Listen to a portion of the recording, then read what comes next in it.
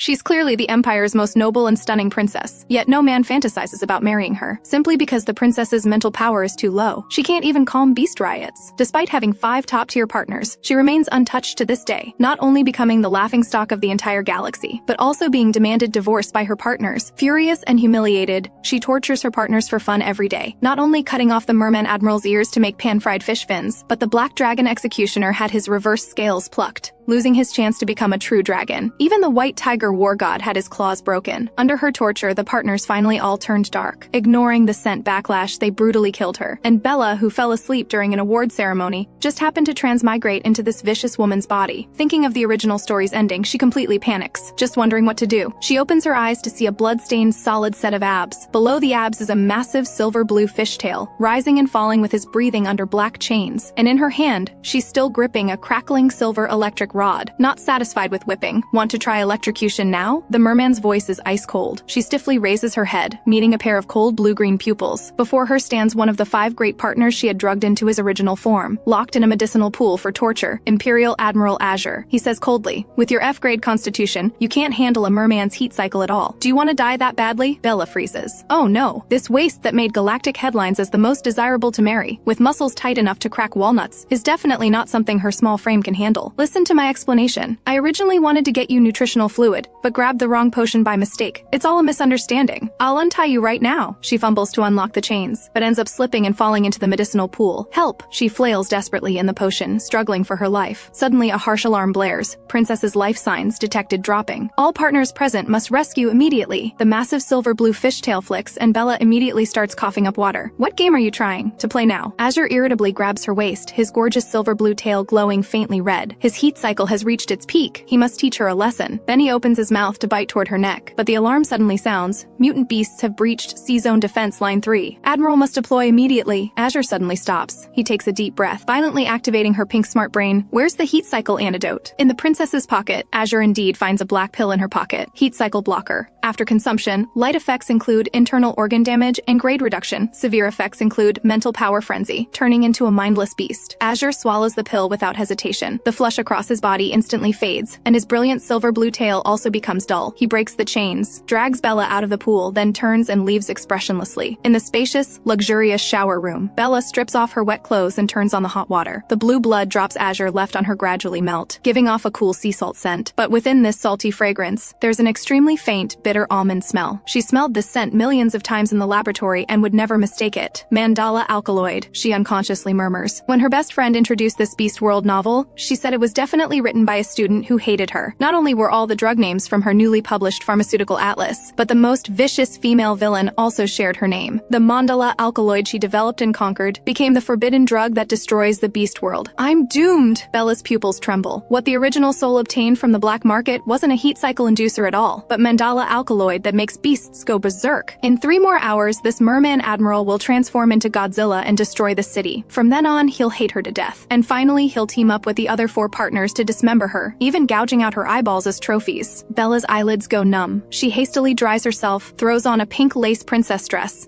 and tumbles toward the laboratory. The original soul was a sophomore in the pharmaceutical department of Imperial University. The lab bench has no medicines, only various torture instruments. But as a former pharmaceutical genius who had improved countless formulas, she only needs 9 minutes to extract a tube of pale green liquid. Next, she needs to inject this serum into Azure's bloodstream to stop his berserker transformation. Bella puts the serum in a refrigerated medical case, but freezes. How is she supposed to find Azure on the battlefield? She's spinning in circles with worry when her pink smart brain suddenly flashes a bright red warning. White tiger partner detected violating orders, currently escaping prison. Silver! Her eyes light up. Among the great partners, the most arrogant and unrestrained white tiger war god would definitely dare take her to find Azure. Thinking this, Bella grabs the medical case and races toward the white tiger's quarters. Princess arrives! Shut down all laser nets immediately. Good grief! The original soul installed laser electric nets in each partner's quarters, electrocuting them for fun whenever she was unhappy. No wonder they hate the original soul so much. Their marriage certificates were probably issued along with death sentences. Bella pushes open the door marked with a fierce tiger totem. The spicy scent of iced tequila mixed with bloody smell hits her face. Sunlight streams through the dome windows onto the iron cage. Inside, a man's shoulder blades are pierced by silver-white chains. His his muscled back covered in dark red electric burns. Memory suddenly attacks her. This devastatingly handsome silver-haired guy was once walked on a leash by the original soul using an electric collar like a dog. For resisting, he was locked in an iron cage and tortured with electricity for a week. Bella tremblingly opens the door, raising the medical case. This is medicine to save Azure. I mistakenly injected him with a mental stimulant instead of a heat cycle inducer. In 2 hours and 40 minutes, he'll lose mental control and go berserk, destroying the city. She didn't dare mention Mandela alkaloid. If anyone knew she bought that stuff, even being a princess wouldn't save her from court. You damned woman, how dare you drug him when he's heading to battle? Silver grabs Bella's throat. I didn't mean to. Bella painfully claws at Silver's arm. Just bring Azure back safely, and you can curse me all you want. Silver wants nothing more than to strangle this vicious woman. But after marriage, they formed mental links with Bella. If she dies, none of the 5 partners would survive. You better pray Azure is fine, or else. Silver releases her and kicks the iron cage apart. It's not that he has deep feelings for Azure, just the sorrow of fellow sufferers. If even the Imperial Admiral can be killed by this vicious woman, how much better could his own fate be? After leaving the prison, he slings Bella over his shoulder with one hand, heads to the garage, and tosses her into the passenger seat of a hover car. Azure is at C-Zone, Bella quietly reminds. 2 hours and 30 minutes until his berserker transformation. Hold on tight! Silver yanks the thruster, and the hover car flies up like a crazed husky. They reach C-Zone in 2 hours and 20 minutes. The sea area within 10 miles is filled with dense, black mutant beasts. Azure's personal guard is piloting fighters, using firepower to blockade the coastline. Search for Azure's location. Search complete. Admiral Azure located successfully. Bella quickly looks at the screen. In the center of a bloody whirlpool floats a tall figure. His eyes are blood red, his face covered in dark blue patterns, fine blue scales covering his entire body, his spine sprouting menacing bone spikes, his whole body radiating terrifying murderous bloodlust. He lightly parts his red lips, chanting a siren song, calling seawater to condense into towering waves that sweep up most of the aerial fighters. Seeing the beast troops falling into the sea, Bella urgently says, Silver, go save them quickly. We absolutely cannot let Azure destroy his own trusted forces. Can't stop it. The ocean is his absolute domain. Silver irritably runs his fingers through his silver hair. I'll stop him. Bella opens the medical case, gripping the life-saving serum tightly. You're just an F-grade waste. Even as his betrothed, you can't withstand his berserker storm. Strange, even with mental stimulants, he shouldn't go berserk this quickly. And Azure, this proud, cold ice fish, has always been restrained and wouldn't lose control like this. Silver turns to look at Bella, demanding, what exactly did you give him? Under his man-eating gaze, Bella tremblingly tells the truth. Mandala alkaloid! And he used a heat cycle blocker before battle, reducing his life force by half. Bella sniffles, hurry, and send me down to inject him. 4 minutes until Azure completely goes berserk. He can still be saved. Your worthless life is connected to me and the other partners. I won't let you take risks. Silver sneers, stop acting in front of me. Even if he dies, nothing will happen to you. After all, you're the princess. Bella frowns. While she won't die, she'll be sent to military court and stripped of her princess status. In the original story, after being stripped of her princess status, she was trafficked to a black market slave auction, until finally being skinned, dismembered, and torn apart by the 5 great partners before finding release. To change her tragic fate, she must stop Azure's berserker killing spree right here. 3 minutes 30 seconds left. Time to risk it all! She bites down and slams the escape button. A silver-white capsule wraps around her as she's ejected from the hover car toward Azure. You're insane! Silver immediately jumps out after her. Azure's blood-red pupils lock onto Bella inside the capsule, just as Silver is about to grab her. Towering waves slap Silver away, along with thousands of beast troops pushed far back by the waves. Azure steadily catches Bella as she ejects from the capsule, nuzzling her face with his nose. His handsome face is flushed, his breath scorching. The heat cycle, forcibly cut off by the blocker, surges back even more violently. Bella speaks gently, like coaxing a kindergarten child. Good boy, don't move. It'll be over soon. Azure looks at her slightly moving red lips, thinking of sweet cherries. Want to eat? He lowers his head to capture his target accurately. Sweet and cold. Bella seizes the chance to raise the syringe toward his neck vessels, but it's blocked by hard scales. Warning! 1 minute until Admiral Azure's complete berserker transformation. Princess must leave immediately. Bella's whole body stiffens. The merman's long tail fin has already coiled around her legs, preventing escape. Azure, wake up! She struggles to push his chest, but he grabs her wrists and forcibly restrains them behind her back. The merman's sharp canines suddenly pierce her neck. The bloody scent makes his pupils contract into black vertical slits, the sign of complete corruption. Going to break you, he murmurs incoherently, his tail coiling around her with increasing force. Let me go, I don't want to die. Bella's face fills with terror. Her intense will to survive explodes like thunder in her consciousness, and 2 tender green sprout-like mental tentacles break through her head. Green light spreads from her forehead to her long hair, forming delicate flower buds that fall on the merman's throat. The merman suddenly freezes. Bella takes the chance to invade his consciousness, finding a hazy blue light in the depths of desire, the merman's beast core, being eroded by the black mist of mandala alkaloid. Bella endures the severe pain, using her mental tentacles to gently caress that struggling light. Azure's blood-red pupils contract, suddenly biting down viciously on her throat. Relax. Bella trembles as she pours more mental power into the beast core. Finally, the core's blue light blazes up, and the scales on the merman's merman's neck make a crystalline shattering sound. The moment the countdown reaches 0, she fiercely jabs the pale green serum into the merman's neck. The merman's long hair fades back to ice blue, his ear fins regaining their pearl luster. Azure's eyes look confused as he unconsciously buries his face in her bleeding neck hollow. In the distance, Silver transforms into a white tiger, clawing Azure's spine. Azure, already weakened to the extreme, is slapped into the sea. His ice blue blood seeps into the seawater, blooming into frost flowers. Silver transforms back to human form, scooping up Bella and checking her anxiously. "Are you okay? So cold." Bella's lips turn purple as she shivers, hugging her arms. "Damned ice fish!" Seeing the purple bite marks on her neck, Silver raises his tiger claws to tear apart the unconscious merman. "Stop!" "What, feeling sorry for him?" Silver's right arm holding Bella tightens as he sneers. "Protecting him like this? Not satisfied with how he treated you? Did I interrupt you too?" If Bella dares nod, he'll immediately press her into the sea to keep the ice fish company. "I worked so hard to save him. If you hurt him and people discover I drugged him, what then?" Azure's life is closely tied to her princess status. He absolutely cannot be harmed. Only then does Silver remember her drugging Azure with forbidden substances to make him go berserk. "Good thing you drugged this stinky fish instead of someone else, otherwise." Silver irritably pulls her toward the hover car. There are clothes under the seat. Change quickly. Silver opens the car door, tosses Bella inside, and stands guard outside. Bella opens the seat compartment to find it filled with various slip dresses, thoughtfully matched with accessories. Silver looks like he hates the original soul, but he's surprisingly considerate in private. "What's with that look?" Silver notices her odd expression through the window. If not for imperial marriage law requirements, who would prepare such things? Bella smiles awkwardly and hastily puts on a white princess dress. As soon as she opens the car door, a thunderous exclamation rings out. "Admiral, what happened to you?" She sees a dark-skinned octopus person with 4 tentacles under his arms frantically shaking Azure. Azure's handsome face is pale, looking very fragile. He needs to lie flat. Bella quickly intervenes, accidentally touching the octopus's tentacle. The octopus person instantly freezes like a statue, his skin flushing from ear to tentacle suckers. Silver's tiger tail whips apart a reef with a crack, glaring viciously at the octopus person. Exposing tentacles in front of a woman violates military regulation 37. "Want me to help pluck them off?" The octopus person quickly retracts his tentacles. He steals glances at Bella's delicate, beautiful face. That white puffy dress makes her look both pure and adorable. He never expected the princess, rumored to torture her partners for fun, to be so gentle. The octopus person secretly extends 2 tentacles into his pocket, quickly typing encrypted code on his communicator. "All Aquatic Fleet members, repeat broadcast. Princess absolutely adores our admiral. Anyone bad-mouthing the princess gets stuffed in the electric eel tank." "Really? Pictures for proof." The octopus person sends the secretly taken photos. A gentle, beautiful woman wipes sand from the unconscious merman's forehead. "Princess is so gentle. If she hadn't bravely jumped down to soothe the admiral, we might have been hammered to death by the berserk admiral. But I heard Princess only has F-grade mental power. How could she soothe our 3-seconds grade admiral? Maybe Princess has some special little techniques." "What are you grinning about?" Silver looks at the blushing octopus person with inexplicable irritation, whipping the unconscious Azure with his tail. "Take your ice fish home already." The octopus person quickly shoulders his admiral, preparing to return to the warship. Just then, a low humming sound comes from the sky. A pitch-black warship slowly descends, painted with a sinister black dragon coiled around a blood sword, dripping with blood like a curse from hell. Damn, how did he get here? Silver's pupils contract as he yanks Bella behind him. The warship lands, and a tall man steps out. His eyes are long and narrow, black vertical pupils revealing the cold-bloodedness typical of serpents, his black hair tinged with poisonous light cascading to his waist. "Lady, it's been a long time." The man's crimson lips curve slightly, his low voice like a venomous snake's hiss. "Nyx?"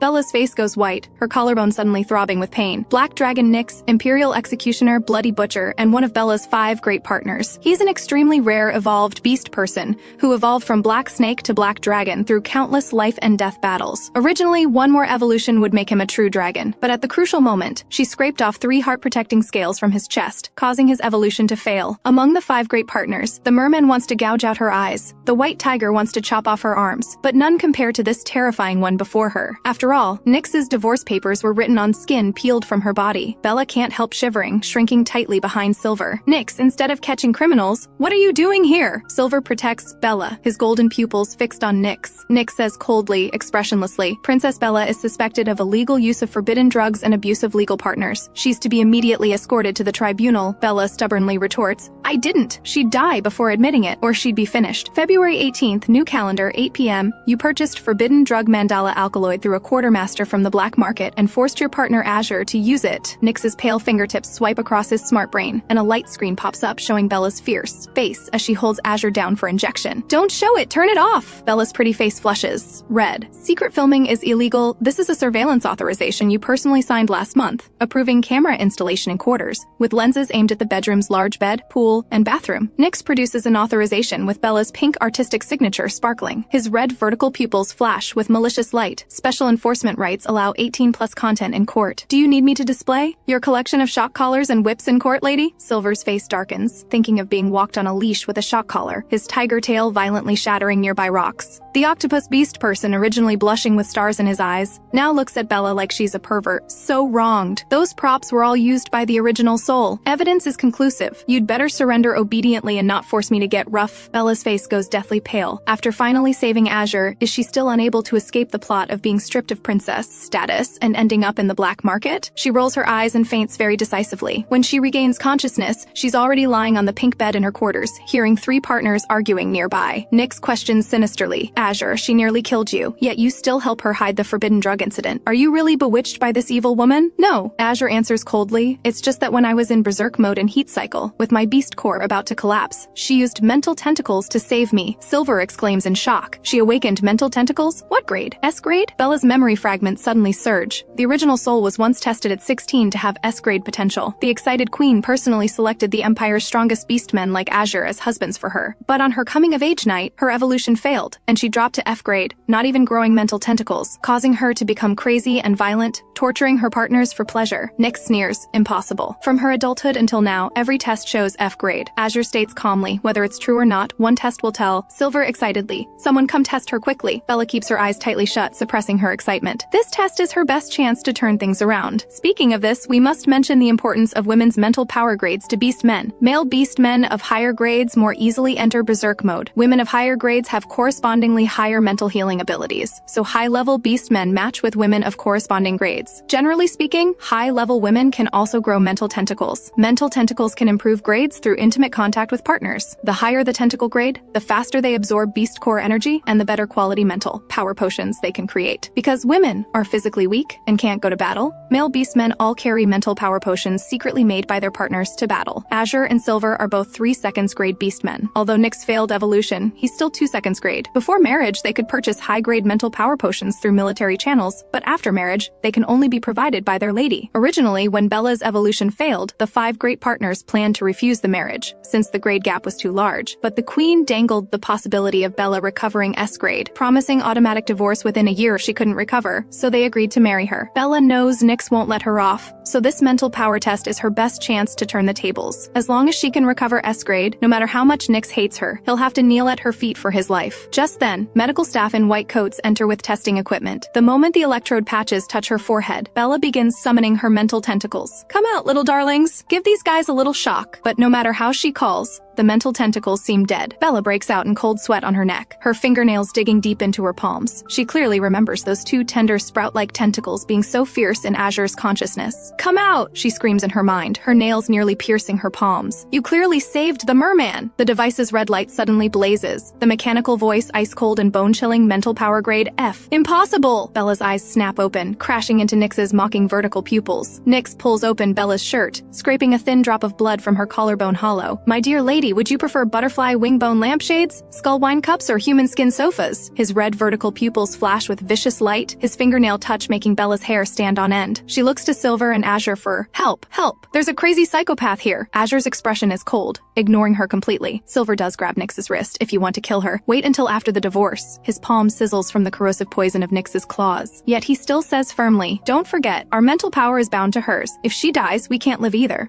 Such a pity. Nyx shakes off Silver's hand. I was so looking forward to hearing your screams. Bella closes her eyes and plays dead. Turned into human skin sofa by the venomous snake, slapped into meat patties by the white tiger, torn into sashimi by the merman. There's really no way out. Nyx smiles slightly. By the way, the electric eel leather whip you custom ordered last month arrived today. Need me to help test its toughness? After all, you don't have many days left to love me. No need. Bella is both embarrassed and angry, swearing to destroy those things when she gets back. Nyx stares at Bella's flushed face, eyebrows slightly raised. Before, when she encountered him, she would only curse and attack frantically. This time, she's acting all pitiful and innocent. Playing good is more pleasing to the eye than going crazy. Nyx jerks his chin toward Azure. Come back with me to make a statement. Azure glances at her once, then leaves. The simultaneous departure of the sinister snake and cold fish makes Bella sigh in relief. Electric eel whip? Lady sure has fine taste. Silver's golden beast pupils look at her mockingly. I was wrong. Bella meekly admits her mistake. Although Silver has a hot temper, compared to the sultry fish and crazy snake, he's already quite easy to get along with. Silver feels somewhat irritated. He's really not used used to Bella acting obedient. Imperial women are extremely proud and never apologize or submit to their partners, especially the high and mighty Princess Bella. Forget it. Since she's being so good, he won't take revenge after the divorce. Behave yourself. Silver is about to leave when a soft white hand tugs at his sleeve. Silver, don't even you believe me? I really did awaken mental tentacles. They're just too fragile from being newly grown, so they're hiding. She raises her hand to gently cover her forehead. Voice soft. My head hurts so much. I consumed too much mental power just now. Give me some time, and I'll definitely be able to regrow mental tentacles. Silver's face shows a sundar expression. Since you're begging me so nicely, I'll graciously keep you company for one session. What position do you want? Though your small frame is too fragile. Should we go to the medical pod? Silver scans Bella's sunken collarbone and pale shoulders, seriously considering what position wouldn't hurt her. Actually, we don't need to be so intense right away. We could start with cuddling and touching. Why do you get full heat cycle with that ice fish, but only cuddling with me? Am I not as good as him? Silver's ears flatten like airplane ears in anger. Unappreciative woman. He has a pure constitution. How many women wanted to be intimate with him before, only to be rejected by him? How could that be? You're much more amazing than Azure. It's because you're too amazing that I don't dare go directly. Bella looks at him with teary eyes. Please, let's just start with touching, okay? Silver inexplicably softens. Fine, just this once. How do you want to touch? Bella's beautiful eyes light up as she tugs at Silver's sleeve. Could you transform back to your original form? She's been dying to pet a northeast silver tiger. Silver's ears tremble, his tail curling into a charming arc. Women only sue their partner's original form when extremely delighted. It seems Bella really likes him. Silver suddenly transforms into a massive white tiger, proudly lying on the ground. Round head, amber eyes with natural black eyeliner, white fur shimmering with light, majestic and mighty yet a bit adorable. So cute! Bella buries her burning face in the white tiger's fluffy fur, her nose filled with the alcoholic scent of tequila. Inhaling a few more breaths would make her drunk. Her fingertips gently trace the tiger's ear contours. Deep in her consciousness, mental tentacles like newborn sprouts tremble and stretch in the void. It really works! But why is there only one mental tentacle? When soothing Azure earlier, there were clearly two. Bella caresses the white tiger's moist nose tip. The tender tentacle quietly probes into his consciousness. The dim beast core shrouded in gray mist makes her heart tremble. The 5 great partners can't absorb high-grade mental power potions made by other women after marriage. Years of accumulated toxins have left their beast cores dull and lightless.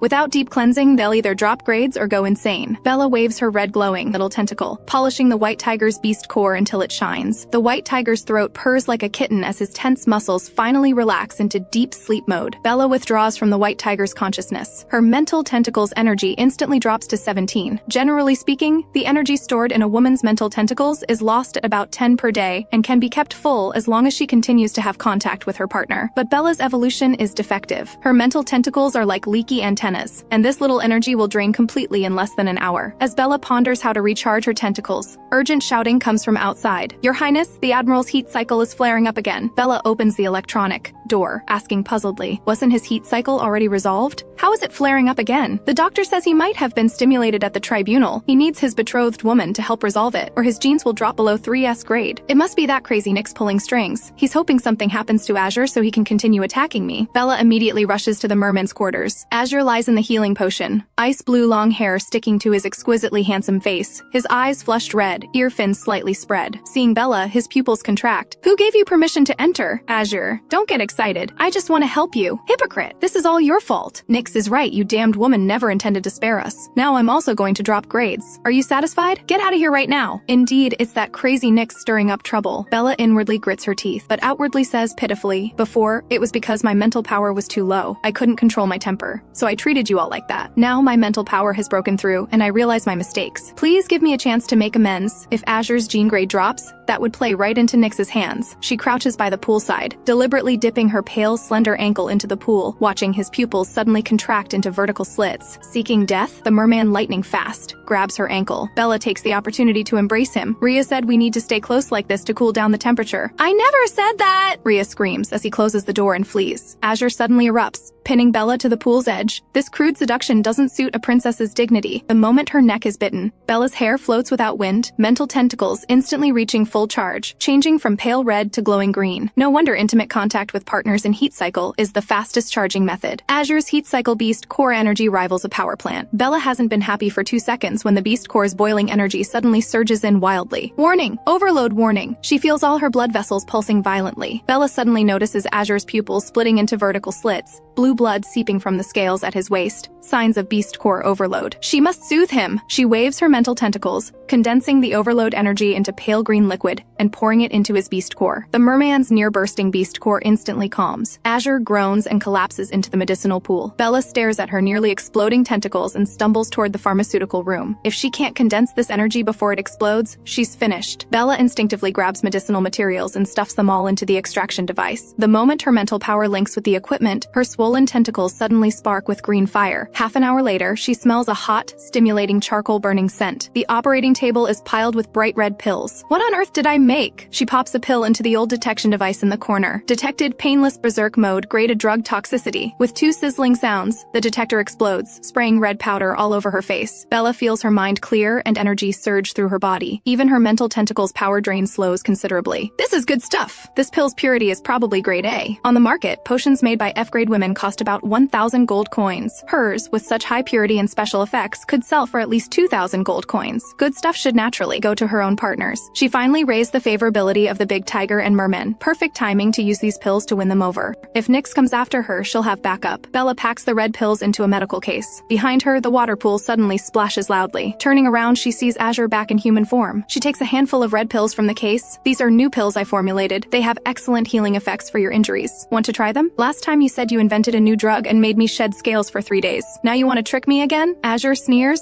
Bella, I don't know what method you used to resolve my heat cycle, but don't think you can use me as a test subject again. His gaze sweeps over her, noticing her pale skin covered in red and blue bite marks. His eyes darken slightly. Then he turns and leaves without a backward glance. Bella angrily throws the pills back in the case. Ungrateful, stinky fish. I risked my mental tentacles exploding to help treat him, and this is his attitude. Too much. The big tiger is still better. I'll give all these pills to him. Bella grabs the medicine case and steps out the door, only to be pinned against a rose trellis, her nose filled with the spicy scent of tequila. Silver? Bella looks up delightedly, but meets a pair of angry beast eyes. You're really something. The merman's scent on you can be smelled from 3 corridors away. This damned woman only wants cuddling and touching with him, but gets passionate with Azure. She clearly doesn't take him seriously. Let me explain. Bella frantically waves her hands. Azure's heat cycle flared up again. I was afraid his gene grade would drop, so I came to help him. Here you go again. Last time you said Azure's military uniform button got stuck in your bed seam. The time before, you said his fishtail needed artificial respiration due to dehydration. Now you're saying his heat cycle relapsed. Do you think I'm an idiot? It's true. To help him channel mental power, my tentacles almost exploded. Bella pouts, but gets interrupted by Silver's roar. You like him that much? You'd even let your mental tentacles explode for him? You liar! I'll never believe you again. Silver turns to leave. Silver! Bella tries to grab his sleeve, but accidentally knocks over the medicine case. The pill fragrance wafts from the case gaps. What's this? Silver looks at the case suspiciously. These are pills I specially made for you. They refresh the mind, awaken the spirit, and soothe beast cores. Take them and try. Just as Bella is about to open the case, the silver-white tiger tail whips the lid shut. Don't need it. Save it for your stinky fish. Silver roars angrily and vanishes instantly. How did this happen? Bella wants to cry. Just when the situation was improving, she loses 2 partners' favor at once. It's all that scheming snake Nyx's fault. Bella glumly hugs the medicine case. The stinky fish and silly tiger really don't appreciate quality goods. They can't even recognize such excellent pills. As she considers what to do with these pills, her smart brain suddenly blazes with blinding red light. Princess Bella's purchase of forbidden drugs violates imperial law. All assets are frozen immediately with a 900 million gold coin fine. Failure to pay within 1 month will result in termination of authority over your 5 partners. What's happening?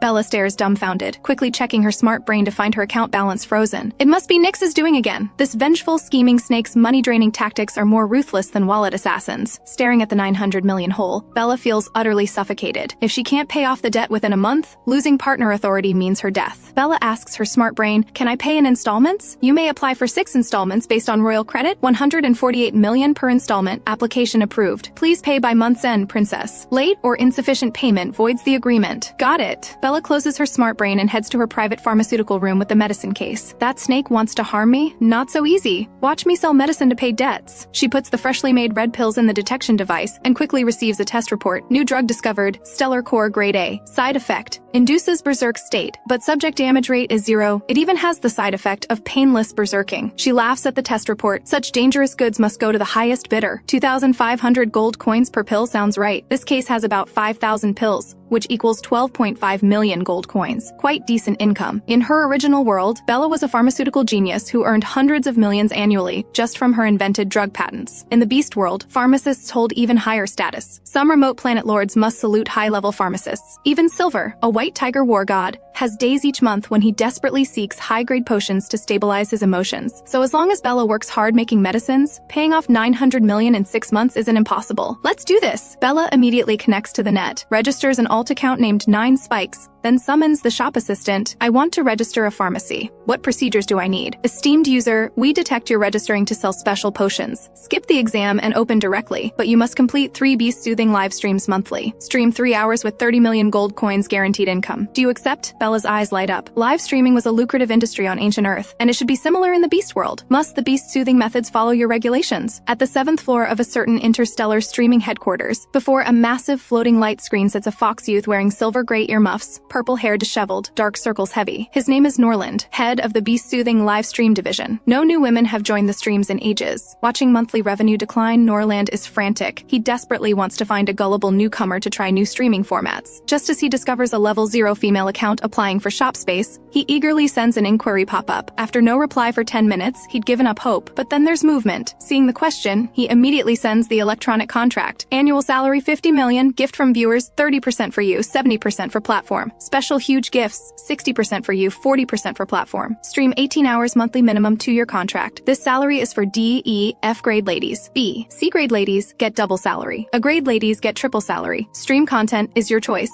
Just soothe 3 beasts per session, and you can also decide the method after sending the contract. Norland secretly speculates, wonder what grade this woman is. Hopefully an urgent, naive sweetheart who's easy to manipulate. Bella finds the contract very appealing. 50 million annual salary equals about 4 million monthly, only 3 hours daily streaming, leaving time to make and sell medicines. Working hard should let her repay on schedule. Plus, she can sell her drugs during the Beast Soothing streams, killing 2 birds with 1 stone. After reviewing the contract, she messages, change the last clause to masked streaming. I can wear a holographic mask but cannot have direct contact with the soothed beasts. Bella turns to the mirror, reflecting a stunning face. Her father is a 3 seconds grade black fox. Her queen mother an S-grade monarch butterfly. Absolutely noble bloodline.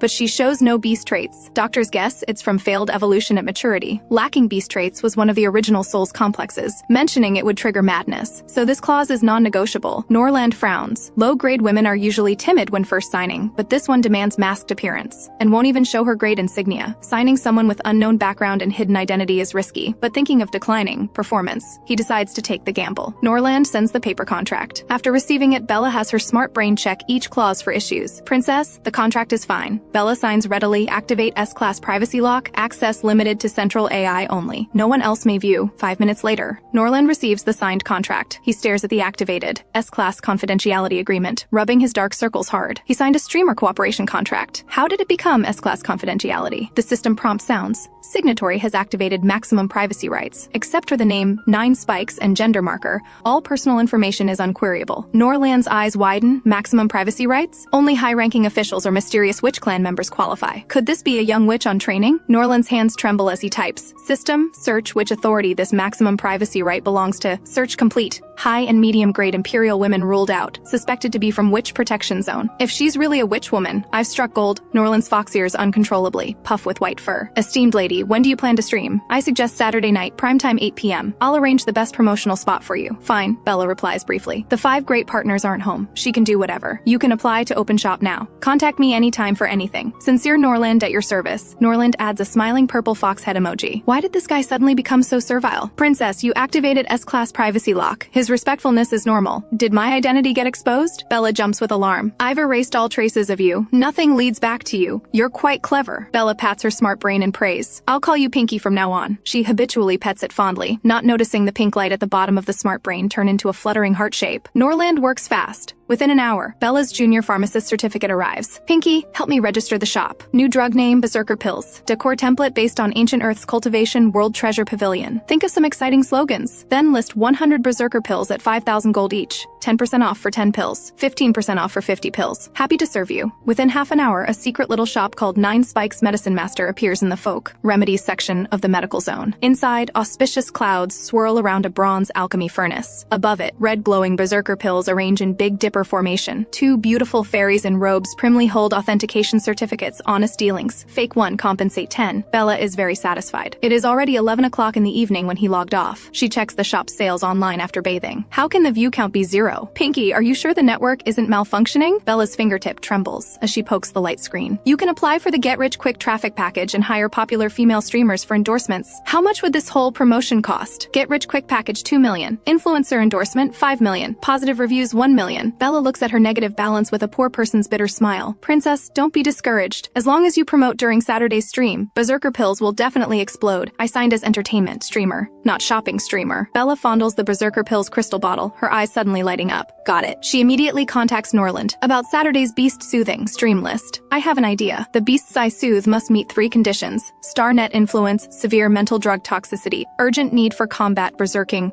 Norland's fingers tremble as he types on the light screen. The requirements you've proposed can only be met by A-grade or higher beasts. I want A-grade. Her mental tentacles just emerged and could soothe 3S, White Tiger, and Merman. Now fully charged, soothing 3 A-grade beasts should be no problem. Norland's pupils suddenly contract. Daring to make such demands, this woman must be at least high grade. Could she really be a witch genius training in the world? Respected one, you should know from the contract that compensation for failed A-grade beast soothing. If I fail, I'll pay double compensation. But if successful, I want them to test my shop's new medicine on the spot. Norland clicks into 9 Spikes Pharmacy, staring at the painless berserking effect description, his foxtail involuntarily appearing. He raises his hand to press the encrypted channel connecting headquarters brass. The holographic screen shows a red-haired, red-eyed, devastatingly handsome face. He's the Supreme Fox Clan chief, Imperial Commerce Alliance president, Empire's richest beast, and one of Bella's 5 great partners. Crimson. What is it? Crimson lazily looks at the purple-furred 3-tail fox on screen. Boss, I suspect this woman called 9 Spikes is a witch genius from the protection zone on training, Crimson says nonchalantly. Did she tell you herself? No, it's my speculation. After all, only mysterious witch women would use S-class privacy locks and come to our company for streaming. Speculation? Crimson shows a charming yet dangerous smile. Regarding witch women, he knows more than Norland. They'd never leave the protection zone. Cold sweat pours from Norland. I felt this was important enough to report to you. Don't let Crimson's casual attitude fool you. As a fellow clansman, he knows this boss reached his position through iron-fisted methods. If not for being forced by the queen to marry that waste evil woman Bella and having his 9 foxtails broken by her, dropping his gene grade from 3 seconds to 2 seconds, Crimson's reputation wouldn't be inferior to the Merman Admiral and White Tiger War God. Then keep watching. Crimson casually brushes red hair to his ear, appearing even more seductively charming. Norland sighs in relief. Thank heavens Boss Crimson is in a good mood, probably related to his lady, that waste evil woman Bella, recently having bad luck. Report back when you have concrete evidence. Crimson closes the video call. Norland slumps in his chair, quickly replying to Bella, I'll contact the celebrities now and give you the list by tomorrow afternoon at latest. Fine. Bella closes the dialogue satisfied and sleeps peacefully. The next day, Bella wakes up hungry. Good morning, princess. Pinky directs the meal cart, bringing nutritional fluid. What time is it? Bella miserably takes the nutrition liquid. Until earning money, she can only survive on this stuff. It's 12:30 p.m. Norland sent a male beast soothing list 10 minutes ago. Would you like to see it now? Yes. Bella sips nutrition fluid while viewing Pinky's projected list. Rhea, A grade, one of Azure's vice admirals, age 25, octopus species. Severe drug toxicity, symptoms, easily excited, rapid heartbeat, cannot control tentacles. Cedric, A grade, one of Silver's vice commanders, age 30, lion species. Severe drug toxicity, symptoms, violent rage, emotional loss of control, multiple friendly fire incidents after berserking, gene degradation risk. Frost, A grade, one of Nyx's vice officials, age 22, green snake species. Severe drug toxicity, symptoms, cold-blooded cruelty, extremely low body temperature, indoor temperature must stay at 42 degrees Celsius, gene degradation risk. 3 beast core photos spread side by side. Rhea's core is gray and covered in layers of buildup. Cedric's core is full of cracks. Frost's core is black with purple, like it's been poisoned. Bella sketches and calculates. After determining the beast core contamination components, she writes corresponding treatment plans. Then, using mental tentacles to interface with her smart brain, she begins simulation treatment programs. Princess, you're amazing! 3 simulations all achieved 90% cure rate. Mental tentacles only consumed 60%. More impressive than S-grade women. I'm just experienced enough to prescribe the right treatment. Can't compare to S-grade women. Bella knows her limits. S-grade women's mental tentacles carry innate purification waves. They can sweep away everything without needing plans, unlike her requiring constant calculations. Princess, you're the best in my heart. Pinky sends a smiley face. Bella feels Pinky is becoming more lively, like her best friend. She wrote back to Noland confirming that it is just the 3 of them. Thinking of everyone's shocked expressions, Bella grins smugly. Stinky fish, silly tiger, crazy snake, you ignored me before, but I'll make you unworthy of me later. In the beast soothing supervisor's office, Norland carefully chooses his words. Respected 9 Spikes, I don't mean to question you, but these 3 A-grade males with severe drug toxicity are very difficult to soothe. Even S-grade women men wouldn't dare soothe 3 at once. Bella directly sends over the simulation treatment data graphs. 90% cure rate? Norland's beast pupils shrink to pinpoints, his eardrums buzzing. Finally, he types with trembling fingertips, "I humbly obey your command." Bella now takes 1 berserker pill daily. Her mental tentacles lose 1 point every 2 days. So by Saturday, she should still have 96 energy points left. More than enough to soothe those 3 beastmen. Your Highness, only through intimate contact with partners can you improve your mental tentacle level. I'd love to pet the white tiger for charging too, but he won't come back. What can I do? You can exercise your sovereign rights and command them to return and fulfill their partner duties. Forget it, forced melons aren't sweet. I finally managed to ease the relationship with Silver a bit. Forced melons may not be sweet, but the forcing process is quite enjoyable. Pinky displays a smiley face. Stop bragging and continue testing the berserker pill's effects. Bella connects her mental tentacles to the smart brain. Big Mouth Tentacle immediately simulates berserk energy inject into the berserker pills. Big Mouth Tentacle is what Bella named the green vine. She consumes 3 energy points, making it simulate boiling lava injection into the pills. Soon, 500 crimson special berserker pills are refined. Bella tries 1 piece. Whoa, my scalp is intensely itchy, like some strange brain wants to grow out. Detection shows Princess's berserk value exceeded 90. 1 more pill and you can experience the berserk effect. No need, as long as it works.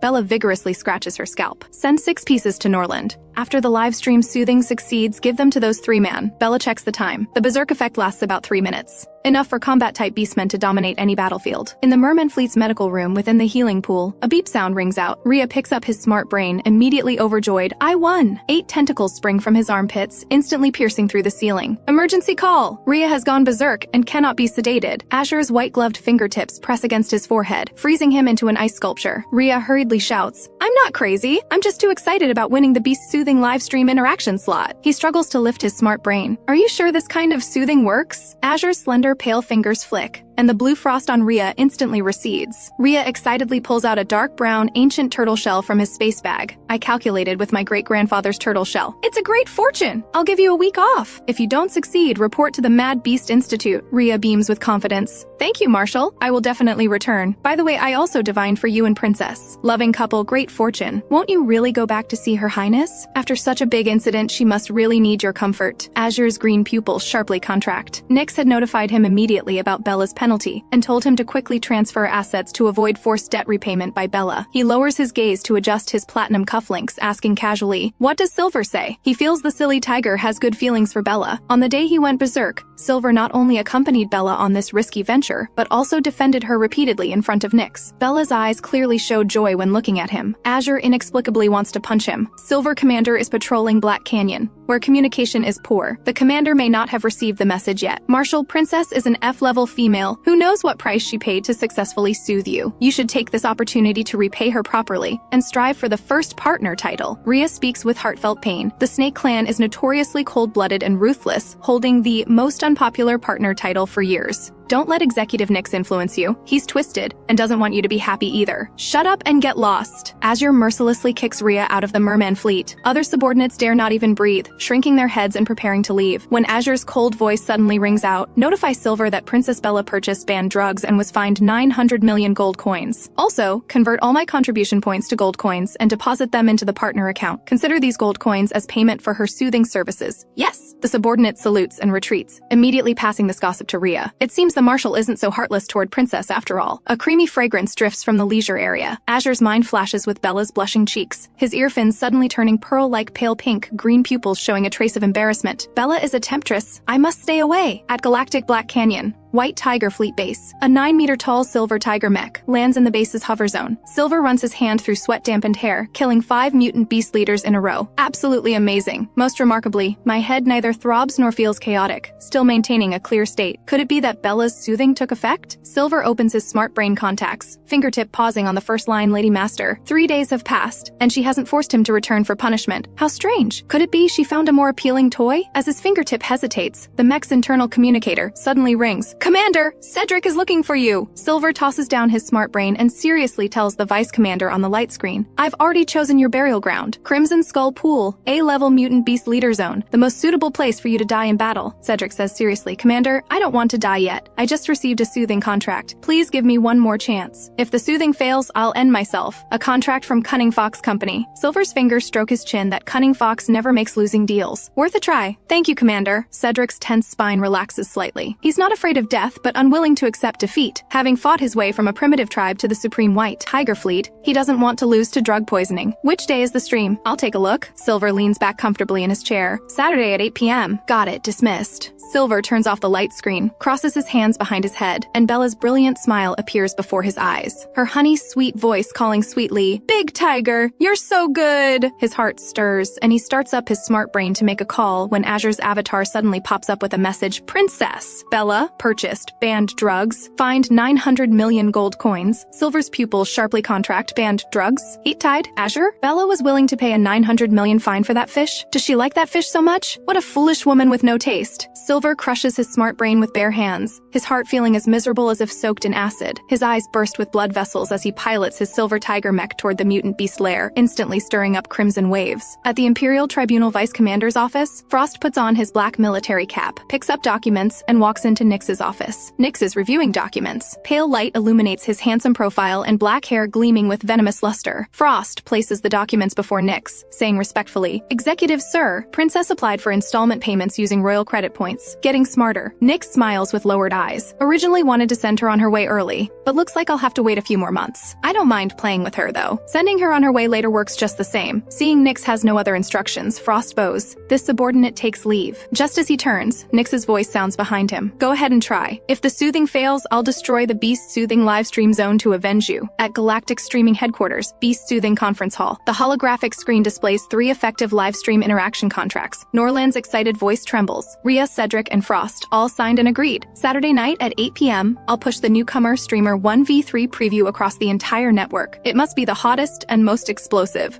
Norland impatiently sends Bella a message. "Your Excellency, everything is ready, just waiting for your Saturday broadcast. Prepare the fireworks to bloom for my performance approximately." This reply is way too dramatic. Bella slurps her nutrition bar while casually opening galactic headlines, where hot breaking news instantly surges to the top. Exclusive scoop, new streamer 9 Spikes launches suicidal broadcast. 1v3 against drug-poisoned beasts. Top secret files. Unlicensed streamer risks everything to open pharmacy. Is this society's distortion or beastly depravity? Bella nearly spits out her nutrition drink, clicking into the comments where, besides men watching the drama, Imperial women also come out to criticize. White Fairy. Is the threshold for opening pharmacies now a Beast Tamer certificate? We advanced Beast Tamers studied hard for 10 years to get licenses, yet these wildcards can open shops through immoral streaming? Boycott low-level female streams, waiting for officials to ban the account. At Galactic Headquarters Director's office, Norland's eyes are bloodshot as he violently smashes the remote on the desk. "I told you to promote, not to smear. Look what you've done." Weasel Assistant quietly replies, but the live room reservation numbers also jumped from 1,000 to 100,000. At this rate, maybe there'll be 1 million viewers on broadcast day. Norland feels frustrated, but can't refute it. This kind of negative publicity can only be countered by success. If it fails, both he and 9 Spikes will be destroyed. Bella is currently surfing the Star Network when Pinky suddenly cries out in delight, "Your Highness, our pharmacy is open. Someone bought all our berserker pills." Bella immediately clicks into her pharmacy's backend, seeing the account balance shows 500,000. Finally earning money, Bella nearly weeps with joy. "Golden Spring Commander, any more berserker pills available?" "Sorry, this medicine is quite difficult to refine. It'll be a while before it's back in stock," Pinky asks puzzled. "Your Highness, don't we still have 4,900 pills in stock?" "Little fool, after Saturday's broadcast ends, plenty of people will come begging to buy medicine. The price will definitely go up then." "Golden Spring Commander, you should still have stock. I'll pay triple the price." Bella is about to refuse when Golden Spring Commander keeps offering higher prices. 5 times, 10 times, 20 times. Is this person sick or something? Bella frowns deeply, feeling like she's being targeted. "Golden Spring Commander, name your price. How much will you sell for?" Pinky can't help saying, "Your Highness, 20 times isn't bad either. My berserker pills aren't worth this much. Behind this astronomical olive branch might be a carefully disguised trap. Golden Spring Commander, you needn't be suspicious.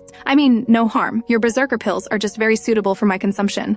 I can see you're an extremely talented pharmacist. Would you be interested in cooperating with me? The terms are entirely up to you. Whether it's Imperial Capital residency or completely new identity information, I can help you solve it. If you have financial needs, feel free to state them directly." Golden Spring Commander shows off thick asset lists in the chat box. Any random list starts at hundreds of millions. Truly tempting conditions. If her identity wasn't special, she'd really want to apply. Wait, Pinky suddenly flashes red light. "Someone is tracking our IP. I've intercepted it and launched a countertrace." Found it! It's the famous Star Network hacker, Mechanical Mad Dog. The Mechanical Dog has destroyed the account, but I found its connection to Golden Spring Commander's account. Wait, Golden Spring Commander is actually Crimson. What did you say? Bella's eyes widen in disbelief. His IP address is Beastclaw Alliance headquarters on Foxtail Star. Crimson is the Alliance leader, and Foxtail Star is his private private planet, so I'm certain he's Crimson himself. A devastatingly beautiful face that enchants all beings suddenly flashes before Bella's eyes. Her partner Crimson was born with 9 tails, intelligent, proud, shrewd, and calculating. But during evolution, she brutally severed his 9 tails, causing his gene grade to plummet from 3 seconds to 2 seconds. His hatred for her is no less than Nyx's. When dismembering her, he even chose to devour her heart alive. What a mess! Bella sighs and replies to Golden Spring Commander. Your conditions are tempting, but I need time to consider. Then she closes the chat box and goes offline, playing dead. At Beastclaw Alliance headquarters on Foxtail Planet, a box of Berserker pills sits before Crimson. Having just received the pills today, he gave them to warriors of different races. After 12 warriors used the Berserker pills, their drug toxicity tests all dropped significantly. Though only 10 warriors successfully went berserk, their bodies showed 0 damage after the berserk state ended. Truly shocking good medicine. Crimson opens a secret account where Mechanical Black Dog is tracking 9 Spikes Medicine Master's IP. Boss, her smart brain level is too high. We can't break through her firewall at all, and she even hit us back with a virus wave. If this continues, we'll be wiped out by her. Stop tracking. Crimson closes the secret account, his red pupil showing interested gleam. This 9 Spikes is quite interesting. Not only can she make new medicines, but she also has the highest level smart brain. Even the Star Network's strongest hacker can't beat her. If I could cooperate with her, we could definitely create greater wealth. Just then, the Evil Woman Partners group suddenly pops up with several messages.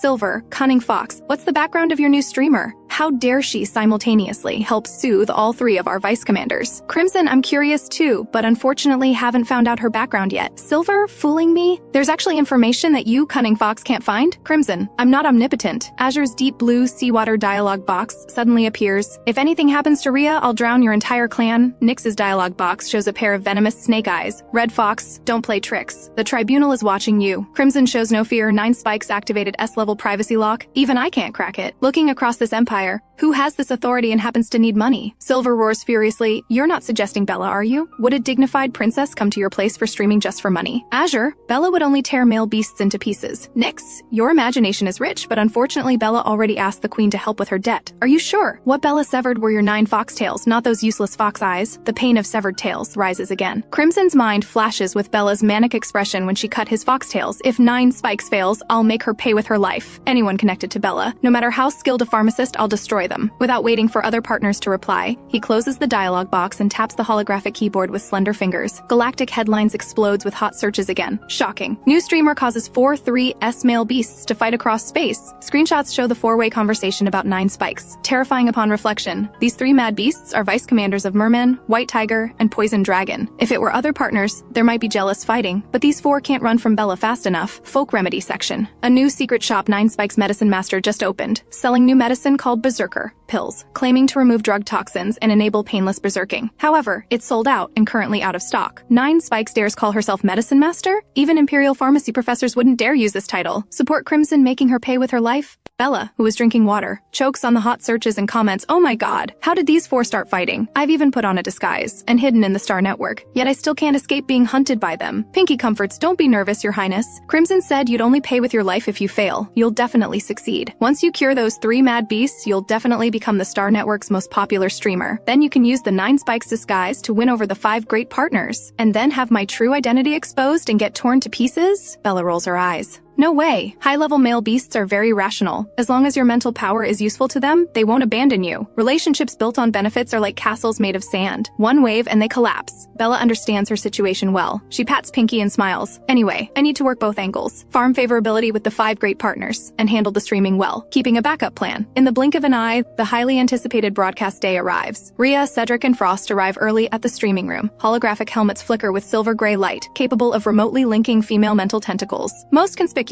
is the silver-white chair in the center, a special invention from the Mad Beast Institute, specifically designed to restrain berserk beastmen. Welcome! The haggard-looking Norland steps forward, wanting to shake hands with Rhea and the others, but receives 3 cold stares. Where's Streamer 9 Spikes? Rhea looks around curiously. Streamer 9 Spikes isn't at our company. Norland awkwardly withdraws his hand. She'll help sort you out through holographic network mental power connection. There are 20 minutes until broadcast starts. Please take your seats first. He carefully points to the silver-white restraint chairs. All right! Rhea plops down, and dozens of silver-white metal ropes spring out, firmly trapping him in the chair. What's the meaning of this? Treating us like prisoners? Norland trembles against the door panel in fear. Please understand, our zone has over 100 staff members. Without restraints, we don't dare work. If you three go mad together, you'd level the entire building. Cedric, Frost, just cooperate, Rhea calls out with a grin. Seeing them firmly restrained, Norland finally leaves with relief. Your Excellency, 9 Spikes? The situation isn't good. Norland worriedly messages 9 Spikes. Didn't expect all three to enter semi-berserk state early. It's fine, they look quite conscious. Bella watches the three restrained in chairs through the camera. Compared to Azure, who went berserk like Godzilla, these three are simply adorable. Let me warm you up with the company account first. Norland opens the company account, tags it 9 Spikes stream warm-up, and instantly 1 million people flood in. The company hasn't had this kind of heat in ages. Absolutely terrifying. Usually new streamer warm-ups are interview style, but 9 Spikes doesn't show her face and no one dares approach the streaming room. Norland simply points the camera at the three tightly restrained men. Am I seeing this right? Rhea and the others are semi-berserk? Suggest renaming the stream Mad Beast's Hospice Care. Just ask the tarot cards. They show the streamer will mess up. Ultra-high heat pushes the stream back to Galactic Headlines trending list. The moment countdown hits 0, Bella connects her mental tentacles to the smart brain. Streamer 9 Spikes explosively goes live. At Beastclaw Alliance headquarters on Foxtail Planet, in the luxurious, spacious Star-Lord chamber, Crimson is having a holographic meeting with the other three partners. What exactly is 9 Spikes' background? My communications officer failed to track her IP and got hit with a virus wave instead, nearly paralyzed the warship. Silver's tail irritably slaps the table. Crimson's red pupils curve. I warned you, she's not simple.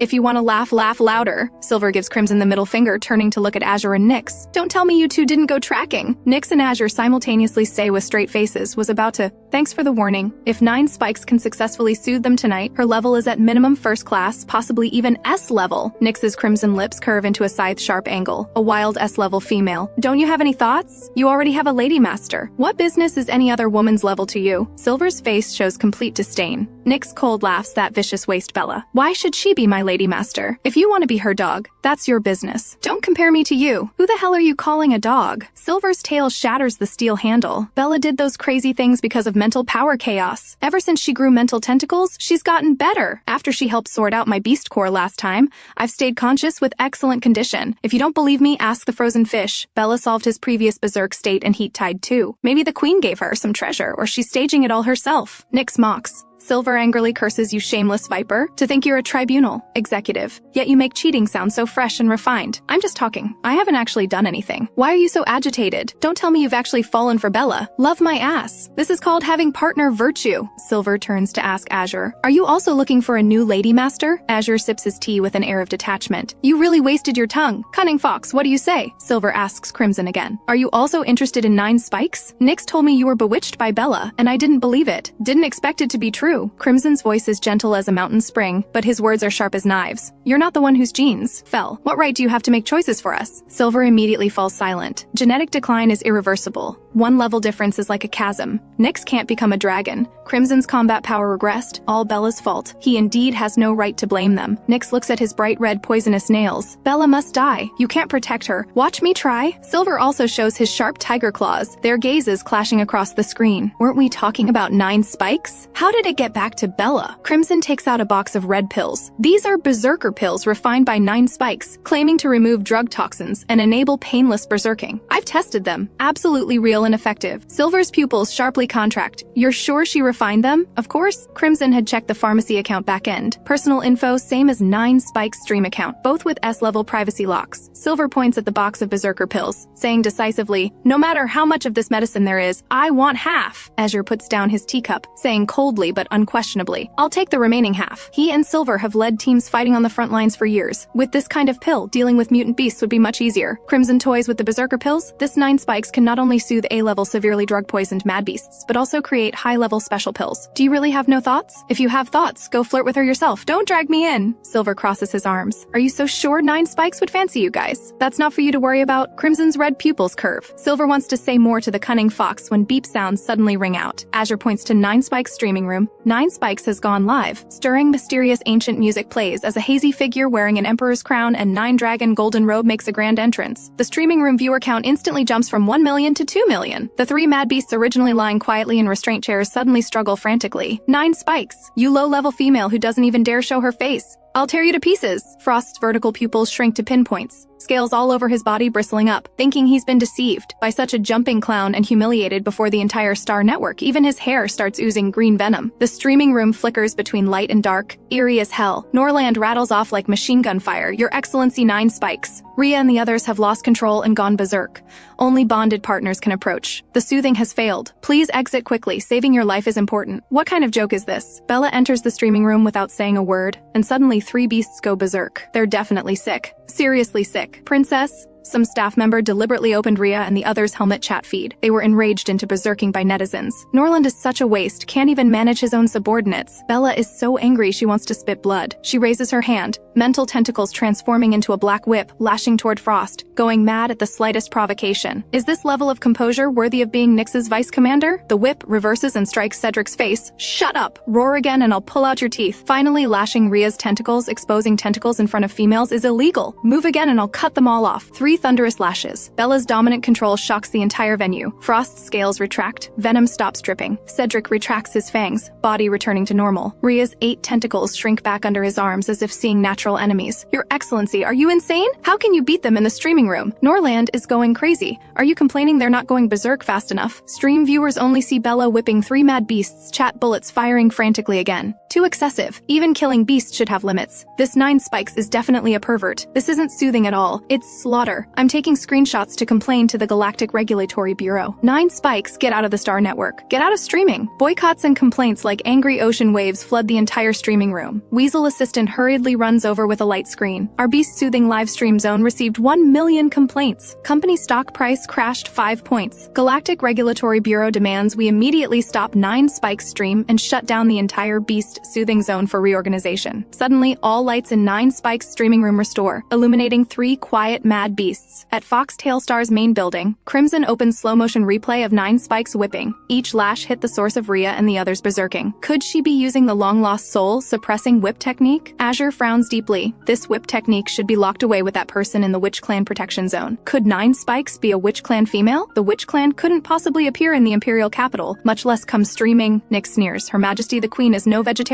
After watching several times, Crimson says, 9 spikes isn't using soul-suppressing whip technique, just somewhat similar, but having this level isn't bad. Worthy of being the woman I've set my sights on. At this moment, 9 Spikes' voice comes from the streaming room. Open your eyes wide and look here. 9 Spikes waves her bare hand, golden light materializing into X-ray images of the 3 beasts' cores. Rhea, you fought mutant beasts underwater long term. Your beast core is covered in scale buildup. Cedric, you've overused your strength. Your beast core is full of cracks. Frost, you've taken too much medicine without consuming it, causing your beast core to be poisoned. In a moment, I'll use mental tentacles to extract your boiling beast core energy, then simulate corresponding healing potions to input. The 3 men look completely dumbfounded, confusion in their eyes forming a big no. Silver looks at Nyx and Crimson. Do you understand? Nyx glances at him. What do you think? He and Crimson have never received soothing. They understand nothing. Crimson chuckles mockingly. Silver, didn't you say after Bella helped soothe you, your mental power stabilized a lot? Then you should understand. Well, right? Silver scratches his head. I was too tired then. After she helped soothe me, I fell asleep. He turns to look at Azure, asking sourly, you've been soothed by her the most. You should understand best, right? Azure lowers his long, dense eyelashes. Every time he's soothed, he loses control, only wanting to mate frantically with Bella. How could he remember anything about energy and potions? Useless man. Silver rolls his eyes disdainfully. Nyx's expression becomes even uglier. Even cursing yourself, how ruthless. I'm different from you scumbags. Silver handsomely smooths his silver hair. Once these scum beasts leave Bella, he'll definitely become the first partner. Stupid tiger. Nyx curses under his breath, getting jealous over that. Evil waste Bella is truly ridiculous. He looks back at 9 Spikes' streaming room, continuing to assess whether 9 Spikes has potential as a new Lady Master. At this moment, the livestream comments are uniformly filled with feel like my brain isn't enough. White Fairy. The Research Institute once had experts propose this theory, but currently no one can do it. 9 Spikes heard a few words from somewhere and came here to pretend. Then the pink special effects for exclusive beast soothing streamers light up. Dear Princess enters the stream. Bunny 3 enters the stream. A group of streamers come in and tip 9 Spikes a row of rocket cannons, then start fighting with netizens who doubt 9 Spikes. Bella looks confused. confused. What's going on? Why did they suddenly come to help her out of nowhere? Pinky explains. Beast soothing streamers are very united and protective. They're treating you as one of their own. Bella feels warm inside. She calls out White Fairy. Imperial women doing soothing is like a lottery. Mental tentacles go in and stir randomly. Whether they survive depends entirely on partner luck. With this level you dare screech here? Open your eyes wide and watch. This is called soothing. Bella's big mouth tentacle suddenly transforms into a green syringe, piercing Ria's temple. Dark scale buildup gradually falls away as Ria's beast core becomes completely renewed, detecting Beastmen berserk value 0, drug toxin detection 0. The holographic helmet's mechanical voice announces as restraint ropes automatically fall from Ria's body. Bella declares domineeringly, "See clearly. This is called ultimate soothing." White Fairy's ID suddenly dims and goes offline. Countless audience tips make 9 Spike stream surge to trending again. Foxtail streaming company's stock price rebounds from a 5-point crash to immediately rise 6 points, with the red line graph continuously climbing. "Get up and work," Norlin roars. "All super admins stay alert. Absolutely no sabotage allowed. Anyone else stirring trouble gets kicked from the stream immediately." At Imperial Research Institute Senior Dormitory, White Fairy Alice picks up her communicator with an ashen face. "Father, I have something to report." This woman called 9 Spikes openly questioned that the Institute's soothing has problems. Where did this lunatic come from saying such ridiculous things? Imperial Research Institute Director Edmund angrily opens the video, then freezes in place after watching. Is this soul-suppressing? Whip technique? No, just similar. This streamer called 9 Spikes actually succeeded in soothing a severely drug-poisoned mad beast in full frenzy through her own skills. Such soothing techniques should be patented by the Imperial Research Institute with shared benefits, not freely taught to those low-level women in streaming rooms. This challenges the Imperial Research Institute's century-old foundation. It must be sanctioned. Edmund's face turns iron blue as he calls the Galactic Regulatory Bureau and Tribunal. Gift effects in 9 Spike's streaming room never stop. Pinky excitedly says, "Your Highness, current tip revenue has exceeded 10 million gold coins. Quickly cure the remaining 2, then advertise the Berserker pills." Pinky hasn't forgotten this broadcast's ultimate goal. Got it. Just as Bella is about to treat Cedric, chat suddenly pops up with Galactic Regulatory Bureau's blood red warning. Warning, A-level classified content leak detected. 9 Spike cease streaming immediately. Simultaneously, all messages about 9 Spike stream are removed from trending. Norland's shoulders sag powerlessly. "Your Excellency 9 Spikes, you've proven your ability. No need to continue streaming. Useless fox. Can't even withstand this little pressure. What kind of director are you?" Bella angrily closes the private message backend and blocks Norland while she's at it. The comment section explodes seeing the Galactic Regulatory Bureau warning. "Those Imperial Research Institute people are dying of jealousy. Reporting others for free teaching, right?" Bunny 3 tips 9 Spikes an exclusive spaceship. Gift effect fireworks illuminate Bella's bright eyes. She suddenly remembers being called pharmacy bitch in the past. When female officers cleared her name, senior sisters helped her apply for materials, and best friends accompanied her through the valley. Girls helping girls is written in DNA, same from ancient Earth to the stars. "Princess, Beast soothing staff are preparing to forcibly shut down your streaming room, lock down the power room. I'm not going offline. No one can force me." Pinky immediately hacks into the streaming center's smart brain and locks the power control room. What's going on? Why won't the door open? Norland's rival Nick kicks the power room iron door hard. "Security! Break open the streaming room door and drag Cedric and Frost out." With no one there, let's see how she covers up. The streaming room iron door just opens when 8 fierce tentacles immediately fling over a dozen security guards, smashing through walls. Ria stands at the doorway with a grim face, bloody sharp tentacles aimed at Nick. "Come in if you want to die." On the restraint chairs, Cedric's blood-red pupils are full of killing intent. Frost grins, revealing dark green venomous fangs. Nick retreats in terror, nearly forgetting that fierce beasts are confined inside. Pulling them out would be suicide. Bella commands, "Ria, close the door." Yes, just as Ria is about to close the door, Norland hysterically shouts at the entrance, "Your Excellency, you still have a bright future. Please don't throw eggs at rocks." Bella sneers, "Who's the egg and who's the rock? That's not for you to decide." Ria gives Norland 9 middle fingers, then bang, slams the door shut. "You two lie down." Bella swings her mental power whip, lashing Cedric and Frost back to their restraint chairs. The 2 fierce beasts immediately lie flat and still. Then she activates Big Mouth Tentacle, transforming it into green conduits that pierce their temples, instantly and perfectly repairing their beast cores. Goddess! 3 million online viewers excitedly pound their light screens. Mom asked why I'm watching the stream, on my knees. I said 9 Spikes is my god. Inside news, Imperial Research Institute is blocking 9 Spikes on the Star Network. Even her pharmacy got shut down. Then why is the streaming room still up? 9 Spikes goddess withstood the pressure. How can there be such an amazing female in this world? 9 Spikes teaches me knowledge. She's my goddess. She's already helped us break knowledge barriers. We must help her resist class oppression. Go, go, go! 3 million people go crazy like locusts everywhere. Onlookers learn the truth and immediately join the igniting army. Sparks start a prairie fire. At Imperial Research Institute dormitory, Alice suddenly smashes potion bottles on the desk, her light blue pupils reflecting 9 Spikes' domineering figure. I don't even have courage to approach drug-poisoned beasts, but 9 Spikes just did it. She's not an opponent, she's a guide. A trace of determination flashes across Alice's pale face. She quickly registers alternate account 9 Spikes as my goddess, joins the fan army, and starts posting to stoke fires. Foxtail Star's main building erupts with exaggerated laughter. Silver's ears explode into fur, the laughter shaking even the dome's great lights. Nyx, Crimson, if you two marry 9 Spikes, the Star Network will be full of your sons. Nyx's handsome face turns ugly, voice ice cold. Crimson, don't you set age limits when signing streamers? I want to change Lady Masters, not find a mother figure. Streamers can't be over 30. 9 Spikes definitely isn't an old lady. Crimson smiles slightly. Emergency notification sounds from communicators rise and fall. Norland's anxious face appears on the light screen. Boss, Imperial Court sent emergency notice. If 9 Spikes doesn't go offline, they'll revoke our company license. Red Snake Vice Commanders, Facial Scales Titan, Executive Sir, Imperial Research Institute and Galactic Regulatory Bureau simultaneously complained about 9 Spikes, saying she violated Imperial Information Transmission Law, demanding we immediately send people to arrest her. Nyx stares at the prohibition documents and sneers. Someone fears herbal tea becoming a tsunami and dares pressure me simultaneously, using patents to monopolize life-saving knowledge. The Imperial Research Institute has long rotted through. Silver taps 9 Spikes' virtual figure. She's fighting so desperately against the Imperial Research Institute and Galactic Regulatory Bureau. If you drag her down, how can you be galactic great fathers? Since they fear herbal tea becoming a tsunami, let the waves come more fiercely. Crimson's red pupils curve. First restore all privileges to 9 Spikes' streaming room, then tip with main accounts. Crimson tips 9 Spikes 10 Beast God Descent. Nyx hesitates only a second before following. Somewhat interesting. Excitement flashes in Silver's eyes. Azure silently waves his fingertips. 40 Beast God Descents land in 9 Spikes' streaming room. Brilliant, colorful, exaggerated effects that could blind people. Galactic Streaming General Zone homepage tip rankings. 9 Spikes' room airdrops to first place. Where did these tycoons come from, tipping 40 Beast God Descents? Am I seeing this right? Aren't these Princess Bella? 4 great partners? 32 million gold coins? Does the princess know her partners spend money so wildly? The princess was fined 900 million gold coins, yet her partners not only don't help but come tip female streamers. Are they cheating in front of the entire Star Network? Tribunal executive leading defiance of his own department's ban. Who said Nyx is the tribunal's living king of hell? From today on, he's my great benevolent father. Stop talking. While it's unblocked, quickly give our Lady Master a wave of gifts. 9 Spikes fans all tip generously. Various gifts becoming raindrops pattering down. At Imperial Research Institute Director's office, Edmund stares wide-eyed, incredulously watching Crimson and the other three's main accounts appear in the streaming room. Galactic Regulatory Bureau Director Alex Swallows, could these 4 have taken a fancy to 9 Spikes? Everyone across the Star Network knows. The vicious princess forcibly married 5 great partners who extremely despise her. Only due to the Queen's dignity was an automatic divorce agreement set for 1 year later. Now, with half a year until divorce, they're already starting to select new Lady Masters, making such a big commotion. But 9 Spikes is indeed a capable high-level female. Even he would be tempted. Alec carefully says, Director, if even they recognize 9 Spikes, perhaps we should reassess her value. You're right. Edmund slowly sits back in his chair, revealing a meaningful smile. There are always young, hot-blooded women who want to challenge authority, but they ultimately choose to compromise. He has this confidence. On the other side, Nick watches the lively streaming room with deeply furrowed brows. Then his smart brain ring vibrates unusually. He leaves inconspicuously, comes to a deserted place, and answers the call. Sir, what are your instructions? A hoarse voice of indeterminate gender sounds. What's this 9 Spikes background? Nick hurriedly says. She is the streamer signed by Norland Online. Her origin is unknown and cannot be traced. Find a way to test her with that. Nick's pupils contract. Yes, sir. He hangs up and calls Weasel assistant over. Manager, what's the matter? Weasel hurriedly walks over. Nick suddenly extends claws to grip his shoulder, dark gold pupils twisting into black whirlpools. Weasel assistant's eyes gradually become vacant. Use your talent skill to put this in the medicine in Norland's pocket. Nick takes out a red capsule from his clothes' hidden pocket. Weasel assistant clutches the capsule and walks toward Norland. Norland is frantically busy and completely fails to notice the red capsule passing through the pillbox, merging with the berserker pills. Princess, your 4 partners tipped you over 32 million gold coins. Pinky says excitedly. Adding Dear Princess and the others' previous tips, the tip amount has now exceeded 100 million. How did they also come join the fun? Bella looks completely puzzled. Could it be they're giving me medical fees because I saved their vice commanders? She looks at Big Mouth Tentacle's tail glowing red, feeling very at ease taking this medical fee. Your Highness, you became famous overnight today. Next stream's tips definitely won't be lacking. Bella looks at the screen full of Dear Lady Master and finds it eye-searing, but as long as she can make money to pay debts, being Lady Master is better than being in streamer. Your Highness, Today's move really won fans. That white fairy who previously dissed you actually registered an alt account to post everywhere for you and tipped 2 exclusive starships worth over 200,000. By the way, she's also the Imperial Research Institute director's daughter, named Alice, a white crane person. At this moment, small gifts in the streaming room still keep flowing. Though the Galactic Regulatory Office suppressed all 9 Spikes trending topics, no one dares suppress the first-place position on the general streaming zone's tip rankings.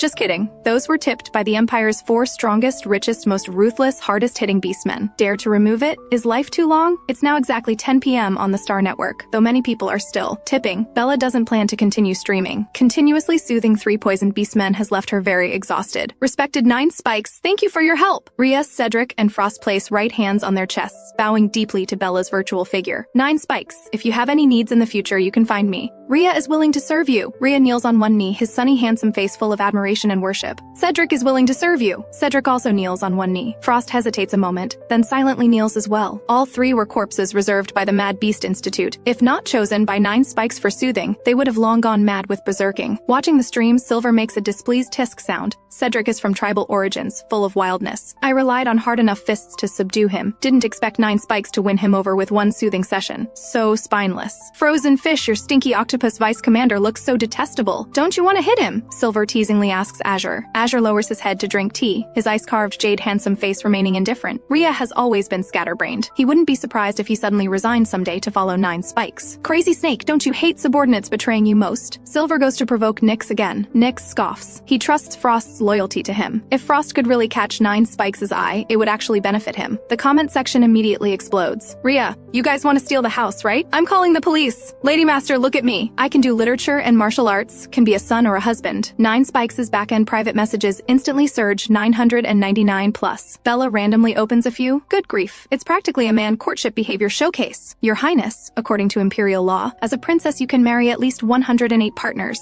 Besides the 5 main husbands, any others you like can be taken as side husbands. Pinky thinks her princess is so wonderful, even 300 partners would be appropriate. Are you trying to give me kidney failure? Bella rolls her eyes. Just the 5 great partners are enough to give her headaches. Adding 100 more partners, is death not coming fast enough? I only want to make money and pay debts right now. Husbands will only slow my sword drawing speed. Bella interrupts Pinky's nagging. She looks at Rhea half kneeling in the streaming room, saying in a calm voice, no need. My choice to soothe you also has conditions. Norland, bring the things in. She just wants to quickly enter the medicine testing phase and end this exhausting night. Yes, Your Excellency. Norland looks at the virtual figure in the streaming room with complex emotions. He originally just wanted to sign an edgy streamer for performance. Didn't expect to accidentally sign a goddess. If he can handle this broadcast well, it will become a life milestone. But his abilities are too poor. He couldn't control the whole situation and kept dragging things down. Bella looks at Norland's frighteningly large dark circles, sighing. Though the silly fox lacks ability, at least he tried his best. What is this? Rhea opens the medicine box, finding 6 crimson pills inside. These are gifts from 9 Spikes. The 3 beasts unhesitatingly open their mouths wide and swallow the pills. Are you kidding me? Bella is about to explode with anger. How do these guys not follow the script? She hasn't even said her advertising pitch, and they've already eaten the product. Are they trying to ruin her livelihood? Pinky comforts. It's okay. Explaining now is still in time. Bella exhales, about to speak when sudden changes occur. Rhea's eyes roll back as he instantly transforms into a humanoid octopus monster, poking a huge hole in the ceiling.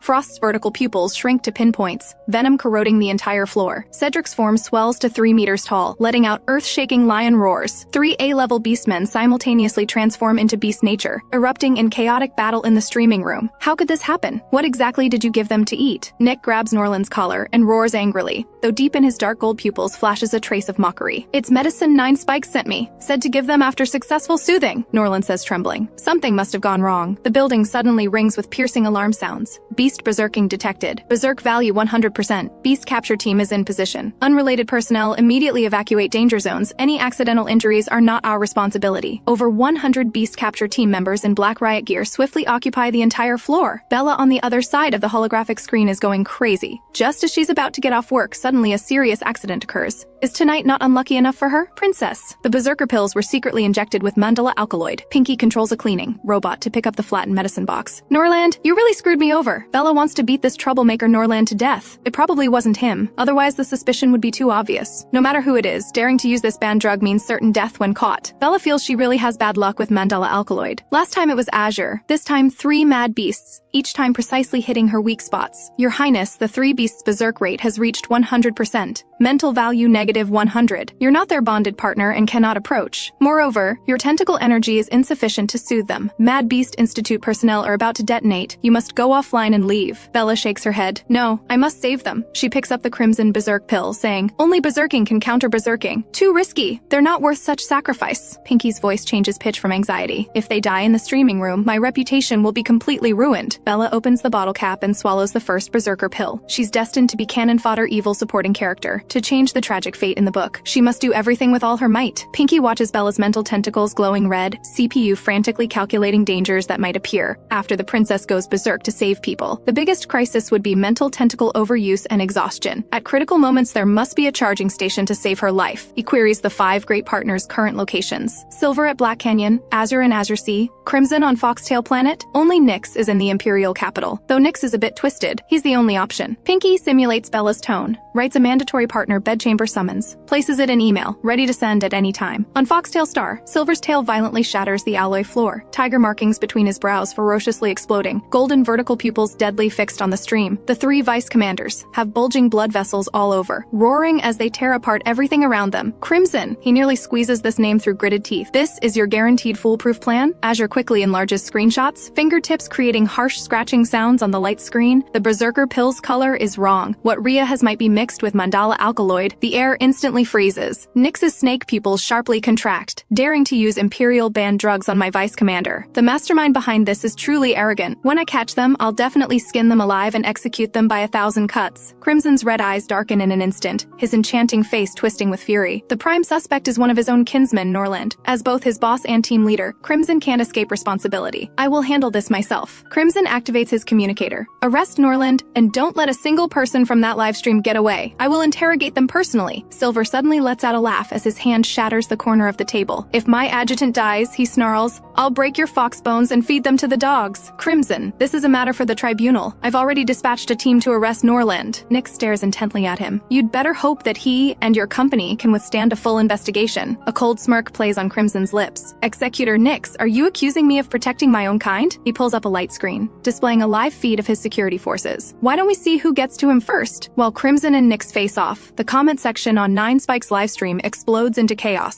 Weren't Rhea and the others already soothed? How did they go berserk again? It has to be the medicine 9 Spikes gave them. The only thing that can drop a berserk beastman's mentality to -100 is a forbidden drug. Could she be a rebel sent here to launch a terrorist attack? Then, Dear Princess fires back, that's bullshit. If she wanted to harm them, why would she go through all the trouble of calming them down in the first place? The comment section erupts in heated debate. In the director's office at the Imperial Research Institute, Edmund lets out a hearty laugh. I thought 9 Spikes was so amazing, but who would have expected such a major blunder? No matter how capable Crimson and the others are, they can't protect her now. Continue blocking all her news, delete all her accounts across the net, list 100 charges against her, then apply to the mainframe for declassified investigation of her information. Once her identity is exposed, even if she's an S-class female, I can ruin her reputation. Yes! Alec excitedly opens his communicator. 9 Spikes' commanding voice suddenly rings out in the live stream. Everyone, don't panic. This is a bonus I'm giving you all. Next, I'll demonstrate the true ultimate technique for you. How to soothe berserk beasts with -100% mental power. In the hall holding the Beastmen, the beast capture team members scramble up from the ruins in disarray. The magnetic net is shattered by Rhea. The stun grenades are crushed by Cedric. And the tranquilizer darts are swallowed whole by Frost. Many team members are sent flying by the 3 mad beasts, crashing through holes into the neighboring building,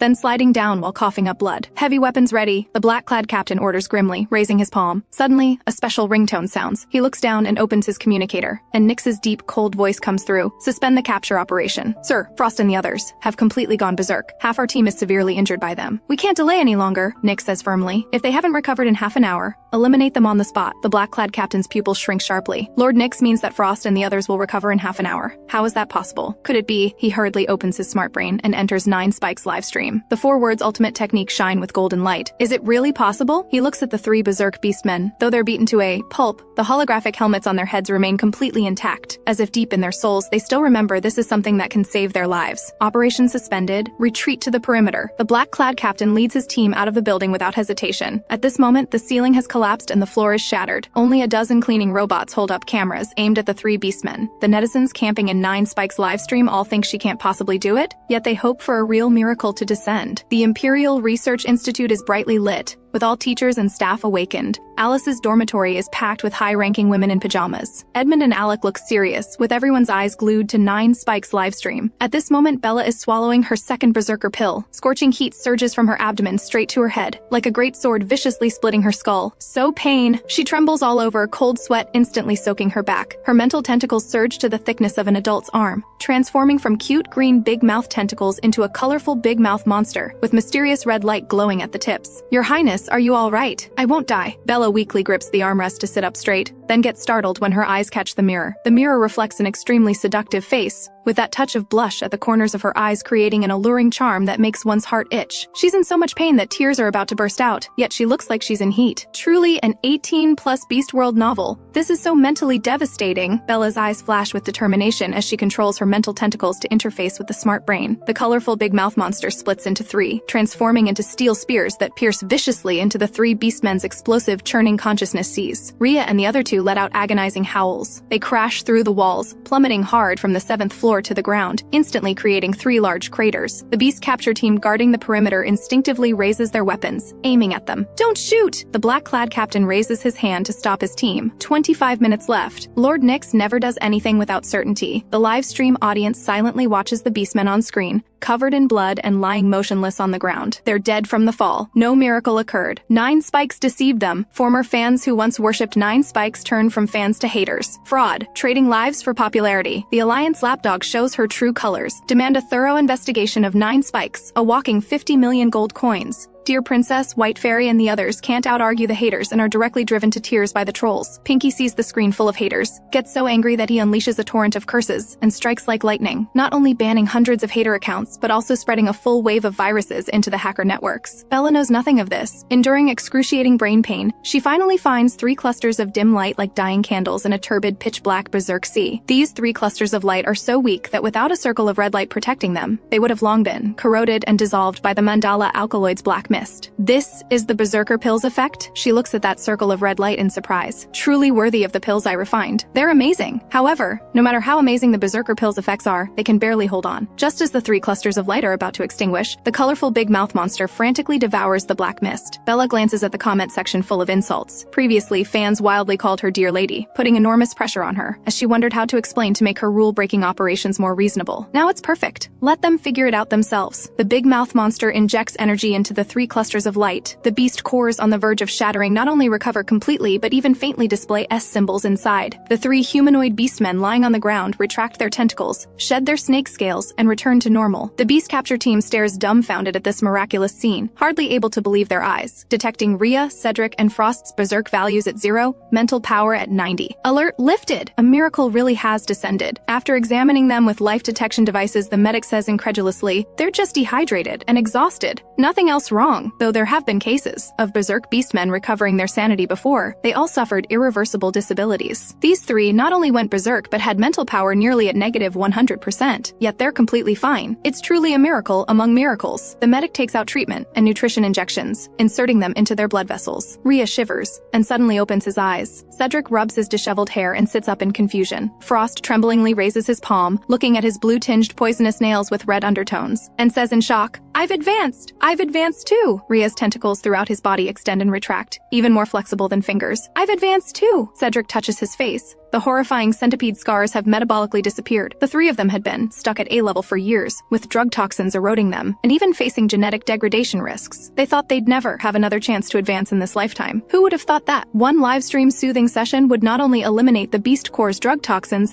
but also advance them to S level. 9 Spikes livestream instantly explodes. They go completely crazy. The only true god in the entire galaxy. Genetic degradation reversed. Death's law shattered. God, what can't you do? Dear Princess runs with tears of excitement. I knew Goddess could do it. Gifts in the livestream pour down like a violent storm, overloading the Beastman Soothing platform's payment servers. 9 Spikes livestream suddenly goes black. Bella gets disconnected by crazy fans even before ending the broadcast. Nick, who has been following 9 Spikes' livestream, receives another call from the mysterious master. Find her at any cost. Yes. Nick nods vigorously, his dark gold pupils flashing with fierce light. In the director's office at the Imperial Research Institute, Edmund is shouting into his communicator, "All faculty and students emergency assembly. Immediately observe and study all techniques 9 spikes demonstrated tonight." After watching, teachers write 1 thesis, students write 10 reflection essays. In the Foxtail Star main building, Crimson crushes his smart brain with bare hands, unbearable heat rising in his chest. If Rhea and the others could break through from level 1, could he also rely on 9 spikes to return to 3 seconds genes? Nyx's red pupils glow terrifyingly bright. His fist under the desk clenches suddenly, poison claws instantly piercing his palm, the reverse scale area on his chest burning with pain. 9 spikes. Can she be trusted? This 9 spikes? Silver bites his lower lip with sharp fangs, not knowing how to describe this woman. Tonight's livestream was truly reversal after reversal. She not only shattered the Beastmen's traditional understanding, but also repeatedly conquered various impossibilities, essentially grinding the Beastmen's faces into the ground. Ice crystals quietly form on the inner wall of Azure's silver teacup. He lowers his eyes to hide the complex emotions in his blue-green pupils. A woman who can make medicine, provide soothing, and even help Beastmen advance is truly an imperial treasure. Even he feels a moment of attraction. The Beastmen's greed for prey, the desire for a high-level female. Suddenly, a pair of watery eyes flash through his mind, along with sweet cream fragrance. Azure drinks the cold tea, suppressing the flutter in his heart. Bella is his lady. "Gentlemen, sorry, I have business to attend to." Crimson smiles and turns off the holographic screen, preparing to board his private starship to the Imperial capital. First, to clean out the traitors in the streaming company. Second, to search for 9 Spikes' whereabouts. Farewell. Nyx turns off the holographic screen and opens his secret account, preparing to send people to search for 9 Spikes. The communicator suddenly rings with a special tone. A pink letter sealed with a royal golden stamp appears on the light screen. Mandatory partner service order. Nyx's vertical pupils shrink to pinpricks, his forked tongue hissing at his throat. "As you command, my dear lady." He caresses the light screen letter, his crimson lips curving into a bloodthirsty arc. "Since Bella wants to play,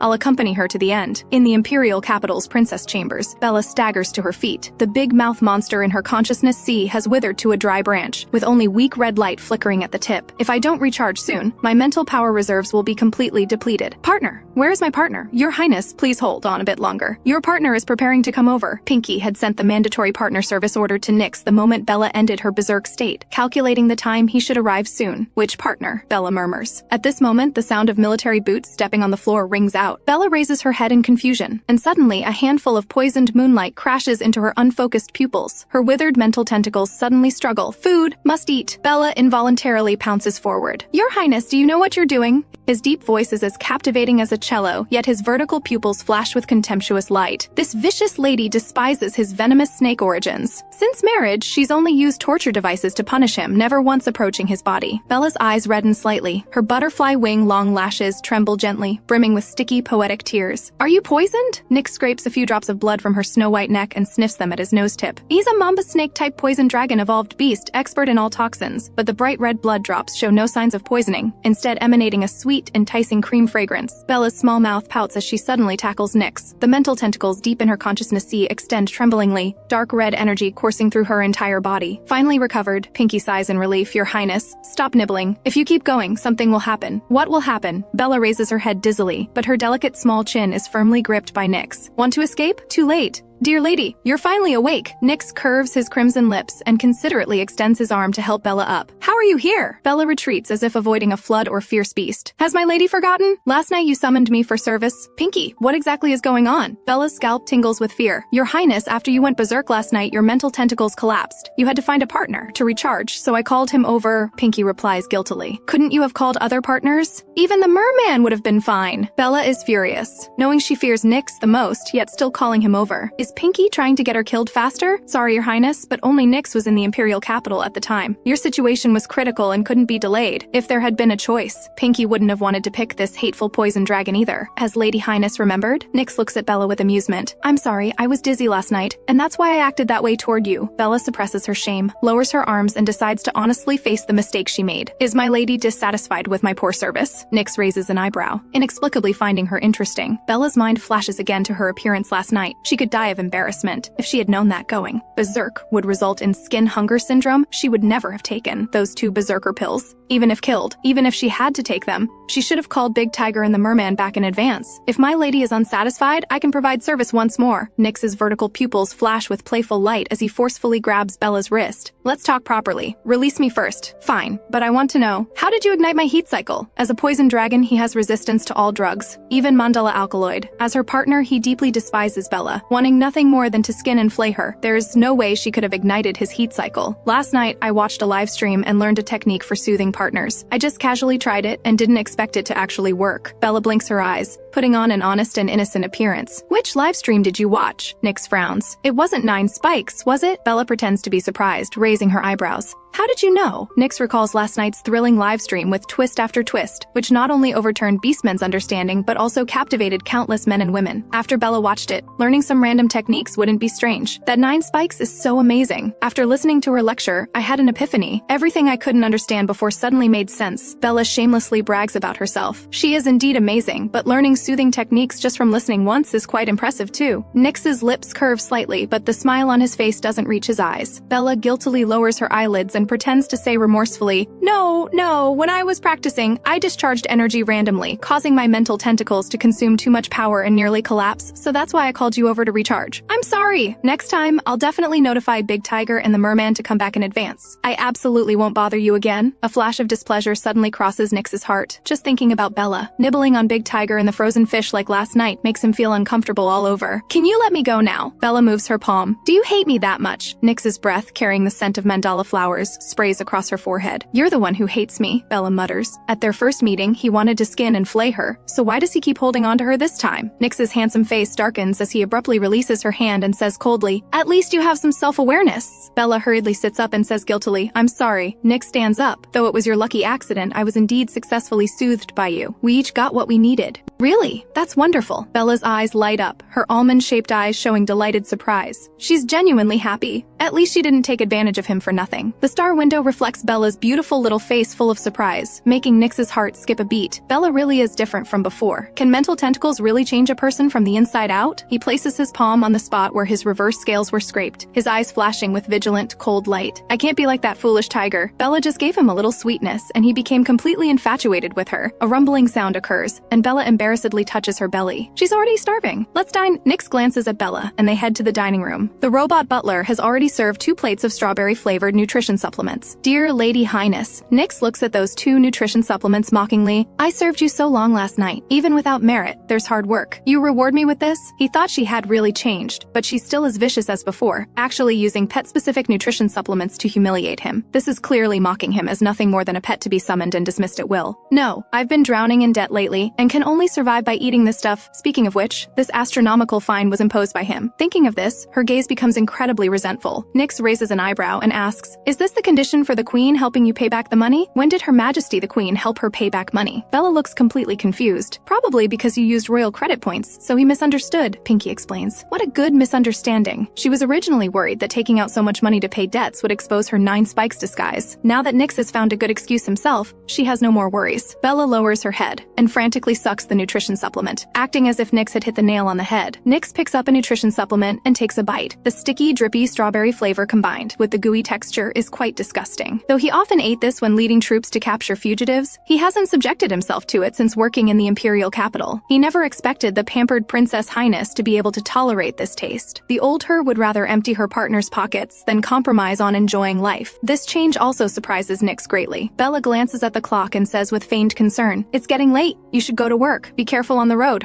Hurry up and leave. The nutrition supplements are already hard to swallow, and now eating them while facing Nyx gives her even worse indigestion. Nyx glances at her, his smile more fake than roadside artificial flowers, but he indeed needs to return to the tribunal to handle matters. After Nyx leaves, Bella collapses in her chair and breathes a huge sigh of relief. Being with this dark snake makes even breathing uncomfortable. She picks up her pink crystal cup and just takes a sip of the prepared orange juice when she hears Pinky's shocking words. Your Highness, why didn't you favor Nyx last night? What nonsense are you talking? Bella wipes the juice from the corner of her mouth and says irritably, What gave you the illusion that I would favor Nyx? Your Highness, for women wanting to improve their body level and mental power reserves, intimate exchange with partners is the fastest way. After absorbing Nyx's heat cycle energy last night, you've grown new mental tentacles, but your body is only F level, so you can't drive them. However, if you favor Nyx, Your body level could at least rise to B level. That effective? No wonder the original soul desperately wanted to sleep with them before. Bella clicks her tongue. But I remember they have to be willing, right? Partner exchange law number 1. The more loving the partner and lady are, the more harmonious the fusion, the higher the absorption rate. This also encourages ladies to treat partners well, achieving marital harmony. Nick's serving you is his honor. He's definitely willing, Pinky says proudly. Your Highness is the world's best female partner. Being chosen by you, he should just lie down and serve obediently. Does he look very honored to you? Bella gets goosebumps all over just thinking about the original story's scene where Nyx peels off her skin to write a divorce agreement. The way he was in heat last night didn't look forced at all. Pinky plays the secretly recorded footage from last night. Bella covers her eyes, blushing from her ears all the way down to the soles of her feet. Your Highness, you already have 5 partners, yet you're so shy. What will you do in the future? Pinky sighs and turns off the recording. Bella gulps down another large cup of cold water. After the heat in her body subsides, she finally remembers something else. From now on, you must get my consent before sending them service orders. If you dare make decisions on your own again, I'll dismantle you. Pinky really has some nerve. He could have told her about Nyx's service in advance, but instead had acted first and reported later, not breathing a word. Your Highness, if I had told you, would you have agreed to let me send it to him? No. Bella refuses without thinking. In my heart, your life is the most important thing. Even if you dismantle me, I would still do this. Bella holds her forehead and says helplessly, anyway, discuss it with me first. If it's truly life-threatening, I wouldn't joke around with my own life either. Okay. Pinky obediently agrees. Tell me about the situation after yesterday's broadcast cut out. A real woman should prioritize her career. Your Highness, after your successful soothing last night, Rhea and the others advanced to S level. The fans went crazy and crashed the payment platform. They're still doing emergency repairs. So far, we've received a total of 180 million gold coins in tips. According to the platform, 70-30 split, we expect to get 54 million gold coins. The contract stipulates a 50-50 split for special gifts. The Beast God Descent tips from your 4 partners last night count as special gifts, so we should get 70 million gold coins. Pinky displays the back-end tip amounts, and the string of zeros makes Bella's heart bloom with joy. She counts on her fingers and calculates that she still needs 70 million gold coins to make this month's payment. The Imperial Business Alliance sent an official letter wanting to purchase exclusive selling rights for Berserker pills from you. The White Tiger Fleet and Merman Fleet sent official letters wanting to pre-order Berserker pills from you to deal with the incoming mutant beast tide. The Imperial Research Institute sent you an invitation offering 1 million gold annual salary to invite you as an academy lecturer. The Empire's 10 great noble families want to marry into your family and sent photos of their outstanding disciples for you to choose from. Mad Beast Institute Director Simon sincerely invites you to visit the institute. The rest are private contacts wanting to pay for your soothing services, plus a large group of hackers trying to expose you, more annoying than locusts. But they've all been killed by our viruses. Pinky opens the mailbox. The bright red 999 plus keeps jumping. It's already reached the 20,000 email limit. Bella opens the letter from the Imperial Alliance. The flowery language seems respectful, but reveals condescending arrogance throughout. What nerve! They even want exclusive selling rights for medicines I'll make in the future? No way. I hate monopolies most, no matter how short of money Bella is. She won't let the medicines she created fall into unscrupulous merchants' hands. What about the White Tiger Fleet and Merman Fleet orders? These are Big Tiger and the Merman's fleets, right? Bella looks at the tiger head and merman tail seals at the bottom of the letters, with Silver and Azure's handsome faces flashing before her eyes. Yes, previously when you wanted to give them medicine, they looked down on you. I suggest rejecting them. Pinky is quite vindictive. Don't tell them. Each can have 1,000 pills, 10,000 gold, each. Bella isn't that petty. Big Tiger and the Merman's troops have always been the backbone forces fighting on the front lines, the Empire's strongest fortress against mutant beasts, and have always had priority purchasing rights for medicines. If she wants a good reputation, she can't restrict them. Fine, Pinky reluctantly agrees, then suddenly gets excited. Your Highness, the young talents from the 10 great noble families are quite excellent. Several are S level. Would you like to see if you fancy any? After speaking, he eagerly displays the photos. Bella covers her eyes and screams, "Oh my god, these people are too much, going straight to explicit photos." Pinky makes distressed electrical sounds, Your Highness.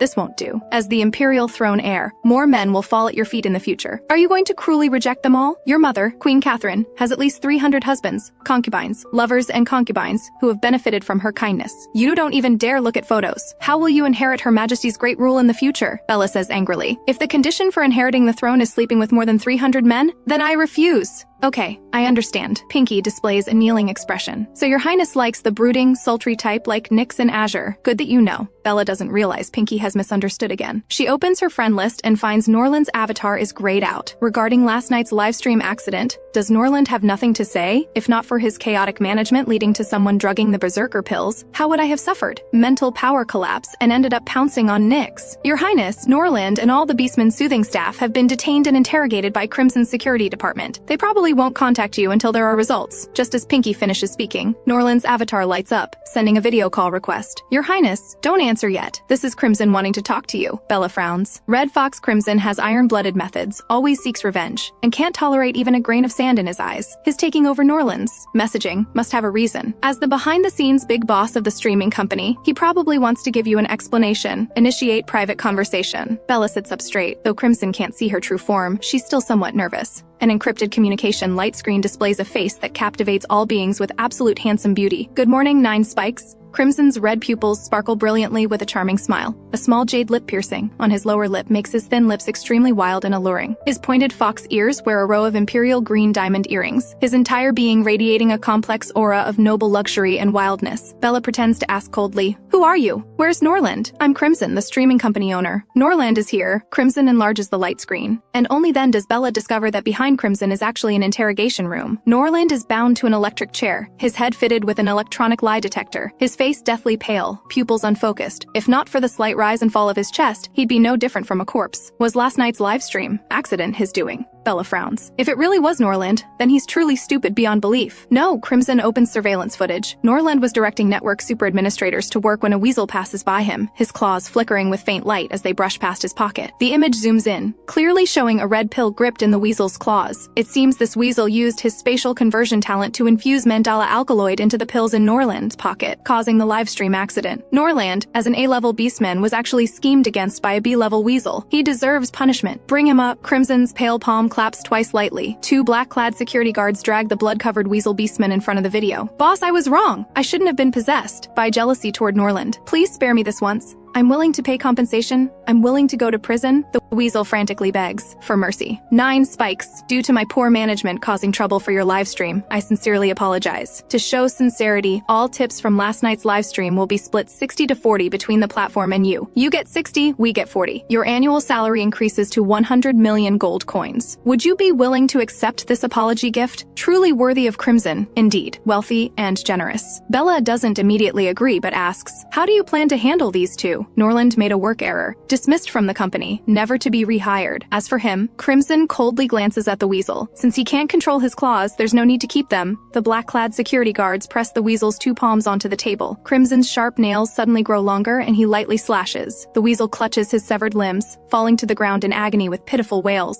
"I wonder if you're satisfied." Crimson's red pupils gaze gently at Bella, the flickering gleam of the jade stud on his thin lips like a beast's extended fangs. Bloody, dangerous, yet alluring. At this moment in the interrogation room, Bella looks at the blood-covered weasel across from her and covers her mouth, dry heaving. "Are you alright, Your Highness?" Pinky nervously commands the robot butler to bring warm water. Ancient Earth has a saying, being merciful to enemies is being cruel to yourself. Crimson only cut off his 2 claws out of respect for you. Normally, Crimson would definitely skin and flay traitors, displaying them in company showcases as warnings. Bella drank some warm water to suppress the feeling of nausea. Judging by Crimson's methods, the traitors who died at his hands number at least 8,000, if not 10,000. Where did the original soul get the courage to break his 9 tails? Sensing Bella's bad mood, Pinky continues comforting. "Your Highness needn't fear. You're his lady. Even breaking his 9 tails would be his honor. Is this how you used to teach me to do things?" Bella looks at the pink smart brain in confusion. Could this guy be a mechanical version of bitch, specifically designed to tempt her into doing bad things? "I only awakened after you grew mental tentacles. I never spoke with the previous you." "Don't say such things anymore. I don't want to go down the villainous path to the bitter end." Bella pinches her brow. Though Pinky is loyal, her values are too twisted. Crimson looks at Bella tenderly, his red pupils brilliant and sparkling like starlight. He could look at a dog with such affection. "From today forward, I'll be responsible for everything concerning you. Please don't hesitate to give any orders."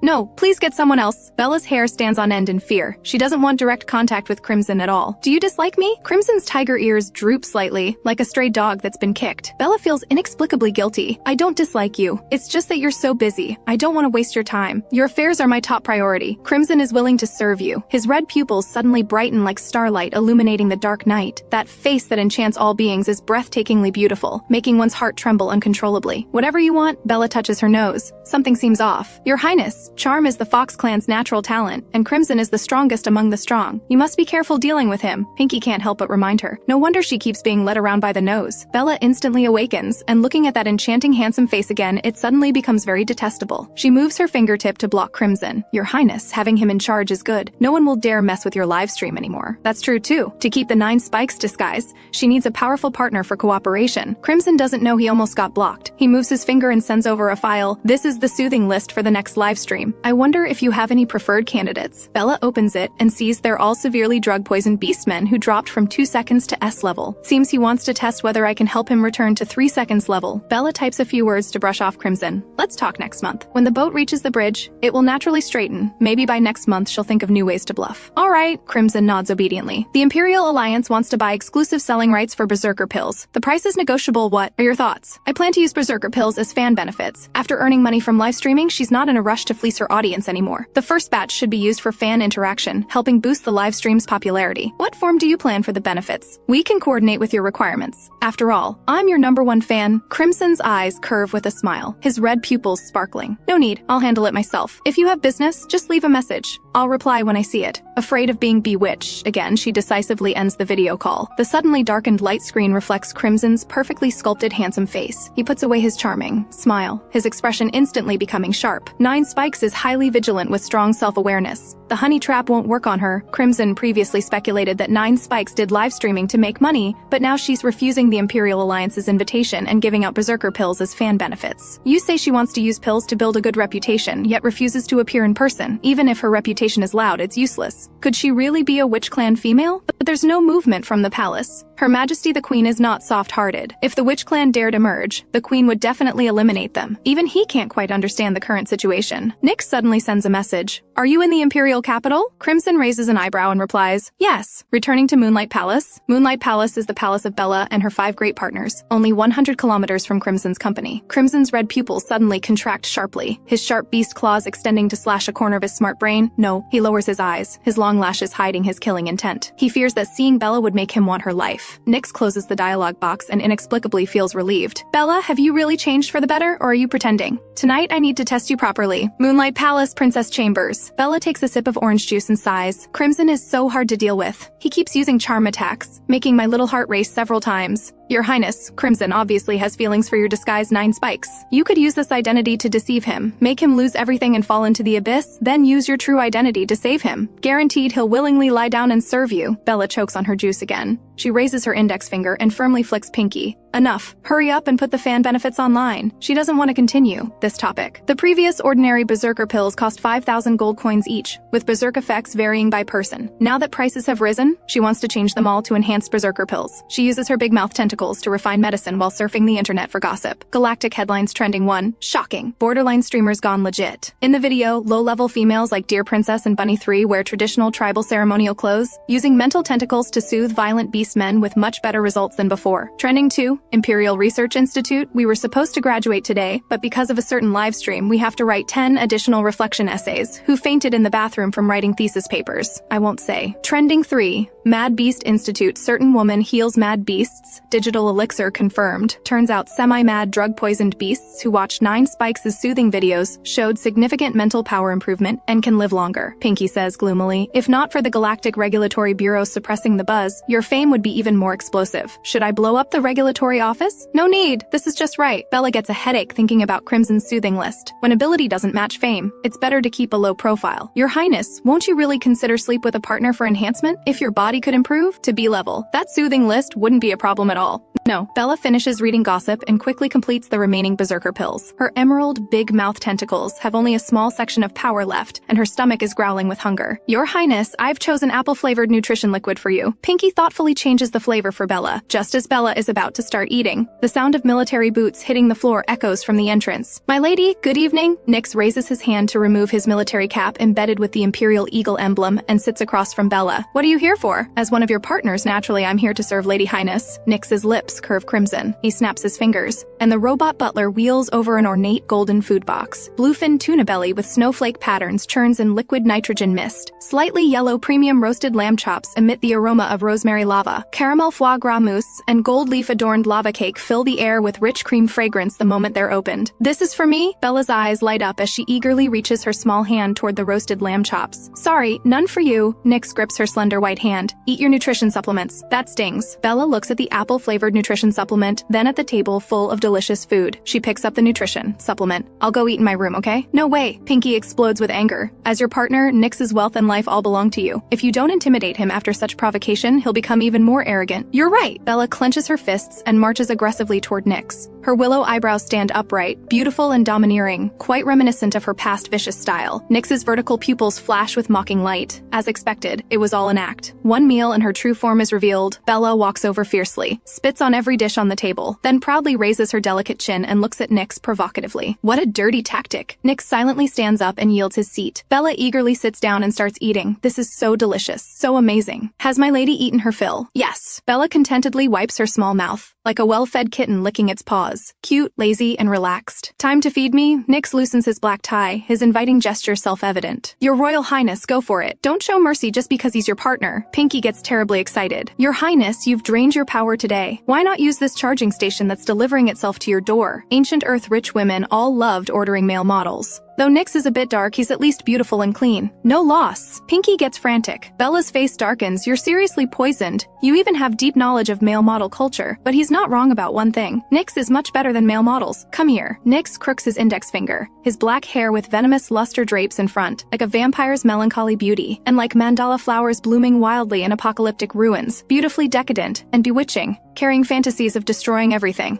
And this mandala flower covered in poison can only be picked by her. Thinking this way, Bella actually gets a little excited. Male model, here I come! Bella stands up and comes before Nyx, looking down at him. Alright, buffet style, huh? Bella sneers coldly and leans down to bite lightly. Indeed, no matter how tough a man's mouth is, it's always soft when kissing. Pinky comments, this man is damn sweet. Bella accidentally bites through Nyx's lip, and scarlet sweet blood beads seep out. The big mouth tentacles in her consciousness sea dance excitedly, and even the snake fang tentacles at the tips extend pale purple ghostly light. A surge of violent emotion suddenly rises from her heart. Bella's eyes flash with eerie red light as she grabs Nyx's black hair and yanks it back forcefully, her big mouth tentacles forcefully piercing his consciousness sea and transforming into countless, fine threads to entangle his beast core. Nyx's vertical pupils turn red, surging with icy killing intent. The day he advanced to dragon, Bella used her lady privileges to forcefully intrude, cruelly scraping off his 3 reverse scales, leaving him near death on the flaying rack for 3 days. Now she wants to control him again? This vicious female has never changed. Resentful, painful emotions rise from Nyx's beast core, causing severe pain in Bella's consciousness sea as the red light fades from her eyes. Warning! Nyx's mental power decreased 70%, berserk value increased 70%, Pinky says nervously. Your Highness, you've gone too far. Nyx, listen to my explanation. I got a bit excited just now. Who told you to be so tempting? Bella speaks incoherently, even using scumbag pickup lines. Nyx chuckles lowly, his vertical pupils filled with terrifying bloodshot veins. Warning! Nyx's mental power decreased 99%, berserk value increased 99%, Pinky says urgently. Your Highness, leave quickly. This guy's about to go mad. A 2 seconds level berserk beast isn't so easy to soothe. I want to leave too. Bella is on the verge of tears. She's trapped by Nyx's overwhelming presence and can't move. Most terrifying of all, her mental tentacles can't approach Nyx's boiling beast core. His beast core is full of hatred and rejection's negative energy. He clearly wants to fight to the death. Is it that serious? I just nibbled on him a few more times. At worst, I'll let him nibble back, Pinky suggests. Use your mental whip to lash him awake. No way, using that move would blow my cover. Bella refuses. I worked so hard to build up the 9 spikes disguise. I can't let it drop even if it kills me. Then I'll overcharge and explode, taking him down with me. Pinky looks ready to die. Stop with the lousy ideas. Bella bites through her wrist and stuffs it into Nyx's mouth. Isn't it just tooth for tooth, blood for blood? Drink. The scarlet sweet blood slides down Nyx's throat like sweet rain falling on desert, instantly soothing the burning deep in his soul. His crimson vertical pupils gradually focus. When he sees the blood dripping from Bella's wrist, the tail wrapped around Bella's ankle hurriedly loosens. He never expected this evil woman who caused his genetic decline would use the most precious blood of a betrothed to extinguish his berserk state. We're even now, right? Bella waves her bleeding wrist in front of Nyx's eyes. If I'd known you were so fragile, I wouldn't have come to you for charging. Fragile? Nyx touches 2 fingernail-sized indentations on his chest. I didn't do it on purpose. Bella's eyes guiltily dart left and right. Just as she's about to lower her wrist, Nyx grabs it. His forked tongue coils around her wound. Bella jerks her hand back in fright, but Nyx leans down in this position and whispers, "My lady, let's play again next time." Are you kidding? kidding me? He just left like that? Pinky looks at Nyx's departing figure and angrily transforms into a little chili pepper, damn poison dragon, harming your highness. He should at least kneel down and perform ritual suicide as an apology. It's good that he left. Bella rubs her wrist healed by Nyx, finally understanding the feelings of rich women ordering male models. Physical pleasure without emotional attachment. Just enjoy it. If Nyx had pestered her for compensation fees, that would be the real headache. By the way, what was that sudden rush of blood to my head just now? Could it be caused by Nyx's pheromones? Pinky speculates. After all, his floral scent is somewhat similar to mandala alkaloid. This is also why venomous snake partners aren't popular. Though their poison is harmless to ladies, it always makes people uncomfortable. It's not pheromones. There's something wrong with my brain. Bella vigorously rubs her temples. Deep in her consciousness, see the slightly grown purple snake fangs curl quietly, with a rice grain-sized gray spot vaguely visible at the root. The spot was originally hidden in the deepest part of the root system but became exposed due to its growth. Lie down, I'll help examine you. Pinky controls medical robots to push Bella into the medical pod. In Nyx's palace bathing pool, the berserk energy he deliberately released last night should have scared that evil woman into fleeing. But when Bella tremblingly bit through her wrist, her blood beads mixed with cream fragrance rolled down his throat, sweeter than the moon dew he swallowed during molting. Once tasted, never forgotten. No wonder that straightforward, hot-tempered tiger would be completely infatuated with Bella. At this moment, an encrypted channel on his wrist smartbrain pops up a message, Tribunal Communication. Track 9 Spikes' whereabouts? His eyes darken as he stares at the two words 9 Spikes.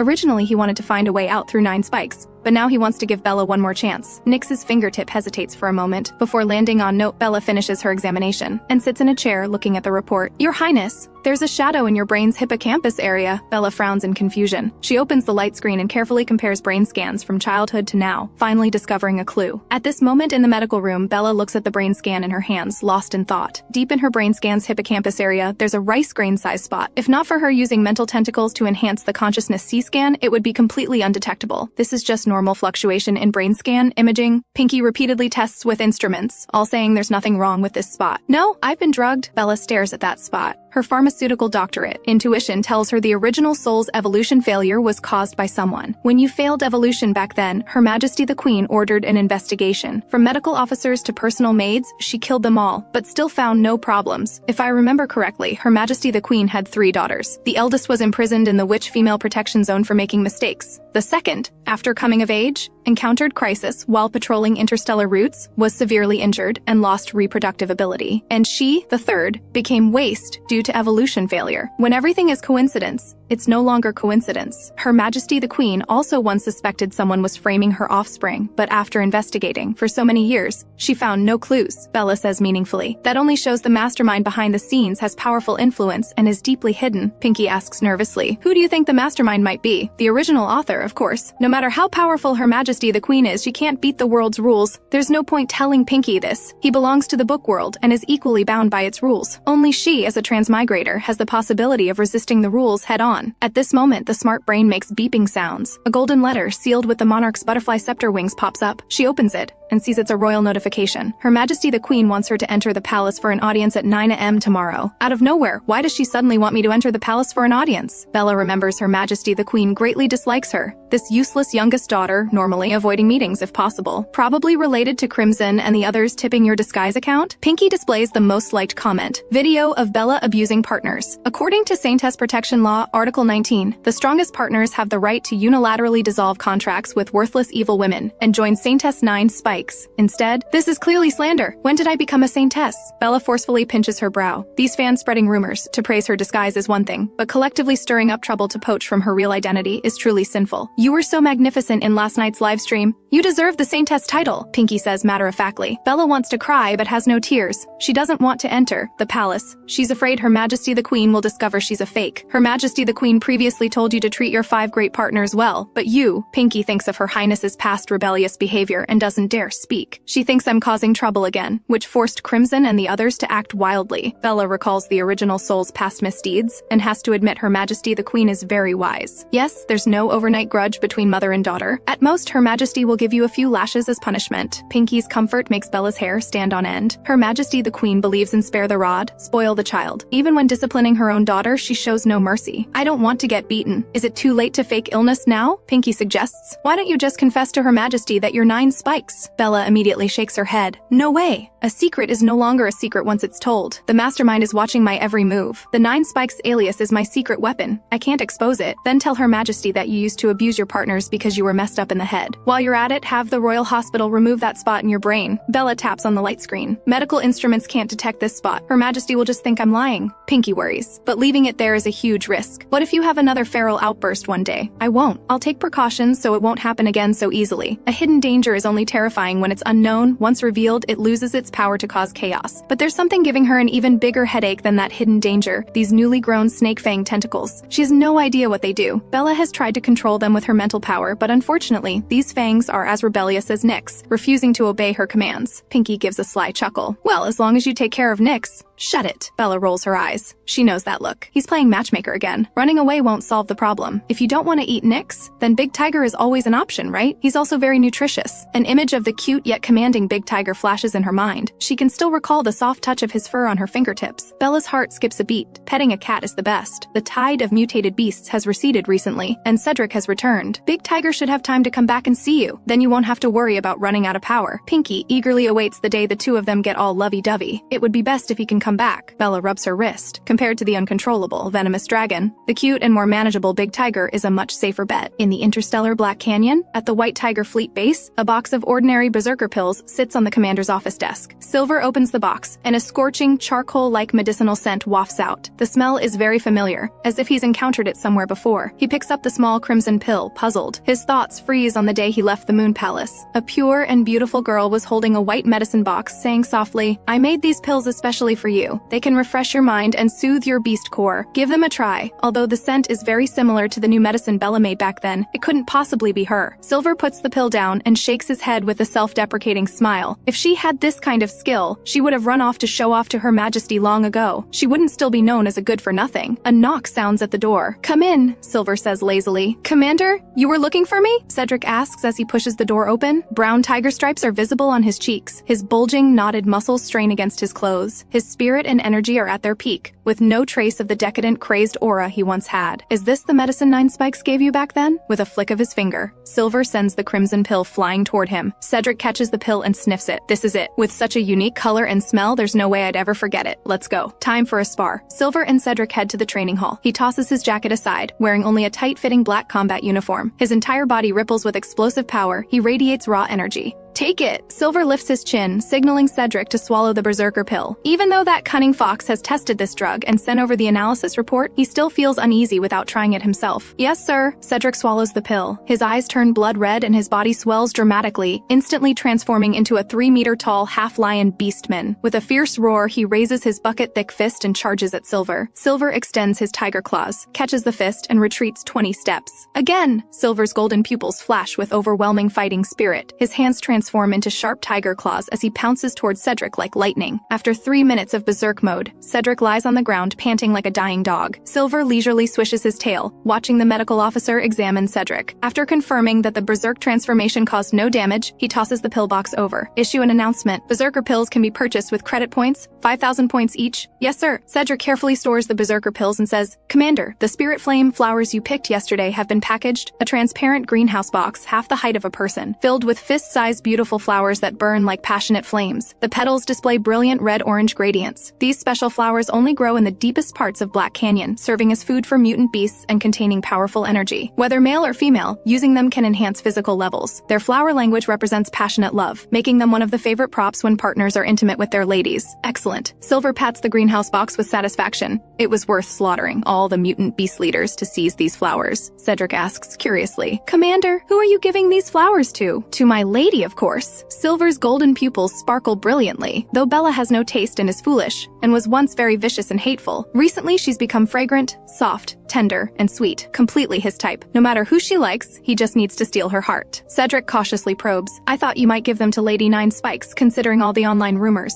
"You believe the garbage those galactic tabloids spread?" Silver's tail swishes irritably. "I have no interest in 9 Spikes. What good is a woman who hides her identity, no matter how capable? He already has his sweet little lady." Thinking of Bella, his fluffy tiger ears sway romantically. Holding the greenhouse box, he instructs Cedric, "I'm taking leave. You're in charge of the fleet. Call me if anything comes up. My dear lady, prepare to tremble. At Moonlight Palace in the Imperial capital, Bella has no idea that a single berserker pill nearly made Silver suspicious of her. Right now, she's clenching, her small fists, glaring at the dining table with bitter resentment. Crispy fresh oat bread, golden fried red spirit beast tenderloin, iced deer milk with cream skin. That scheming snake is tempting her with delicious food again. Asking for trouble. Your Highness, the Tribunal discovered rebel traces in Zone B last night. Nyx led a team for overnight investigation and won't return anytime soon. He prepared this for me? Bella raises her eyebrows in surprise. Exactly. Pinky plays footage of Nyx preparing breakfast. The Tribunal's black uniform outlines the man's perfect physique. Broad shoulders, narrow waist, long legs. The moment his slender, well-defined fingers touch the plates, they radiate fatal attraction. Your Highness. Don't you think Nyx's face and figure are more tempting than the food on the table? Pinky truly can't understand. Other women enjoy absorbing energy from strong partners, so why does her princess avoid it like the plague? Not at all. Bella can't wait to start eating. She squints with pleasure. Next time I seek energy from Nyx, I'll definitely control the brain shadows in advance and stop treating him like a tough bone to chop. The sound of air currents breaking echoes outside the window. Your Highness, the royal airship has come to pick you up. Hurry and change clothes. Bella changes into a gauze dress, puts on a pearl crown, and lets her seaweed-like curly black hair cascade behind her, displaying beauty and nobility. Perfect! Pinky secretly takes 100 beautiful photos of the princess, planning to send them to Nyx and the others when the opportunity arises, lest they fail to appreciate their blessings. In the Empire's Golden Palace, Queen Catherine sits regally on her throne. At 52 years old, she has gaunt cheeks and deep blue eyes. Though her stern expression radiates overwhelming presence, one can still tell she must have been a breathtaking beauty in her youth. Your daughter greets the mother empress. Bella lifts her light green skirt and curtsies elegantly. Explain this! Queen Catherine claps her hands, and a golden light screen emerges from the wall. Bella looks up and sees, as expected, the scandalous news about her 4 partners tipping 9 Spikes the streamer. Reporting to your majesty, these are merely fabrications by tabloid accounts. They have no relationship with 9 Spikes. Bella smiles slightly and says in a sweet voice, I have been getting along extremely well with my partners recently and have grown mental tentacles with their help. Queen Catherine frowns. Really? Absolutely true. Bella connects her mental tentacles to the smart brain. The pink light screen illuminates, and a tender green vine trembles as it unfolds. The detection voice announces, Princess Bella, mental power level B. Good. Recovering to level B shows you've indeed been cultivating diligently. Queen Catherine nods with relief, then frowns again and asks, but why is your physical level still F? Haven't you consummated with your partners yet? Bella's heart jumps, but she maintains her sweet smile. Your Majesty, haste makes waste. My mental tentacles aren't yet stabilized. I'll consummate with them in due time. It's good that you have a plan, but I fear restless rats want to steal a bite. Queen Catherine narrows her eyes. This 9 Spikes cannot be allowed to remain. Bella is stunned. She already said her 4 partners have no relationship with 9 Spikes. Why does the queen still want to kill her? Queen Catherine picks up the royal scepter, points it at the center of the golden light screen, and begins to order. The tribunal will pursue 9 Spikes with full force.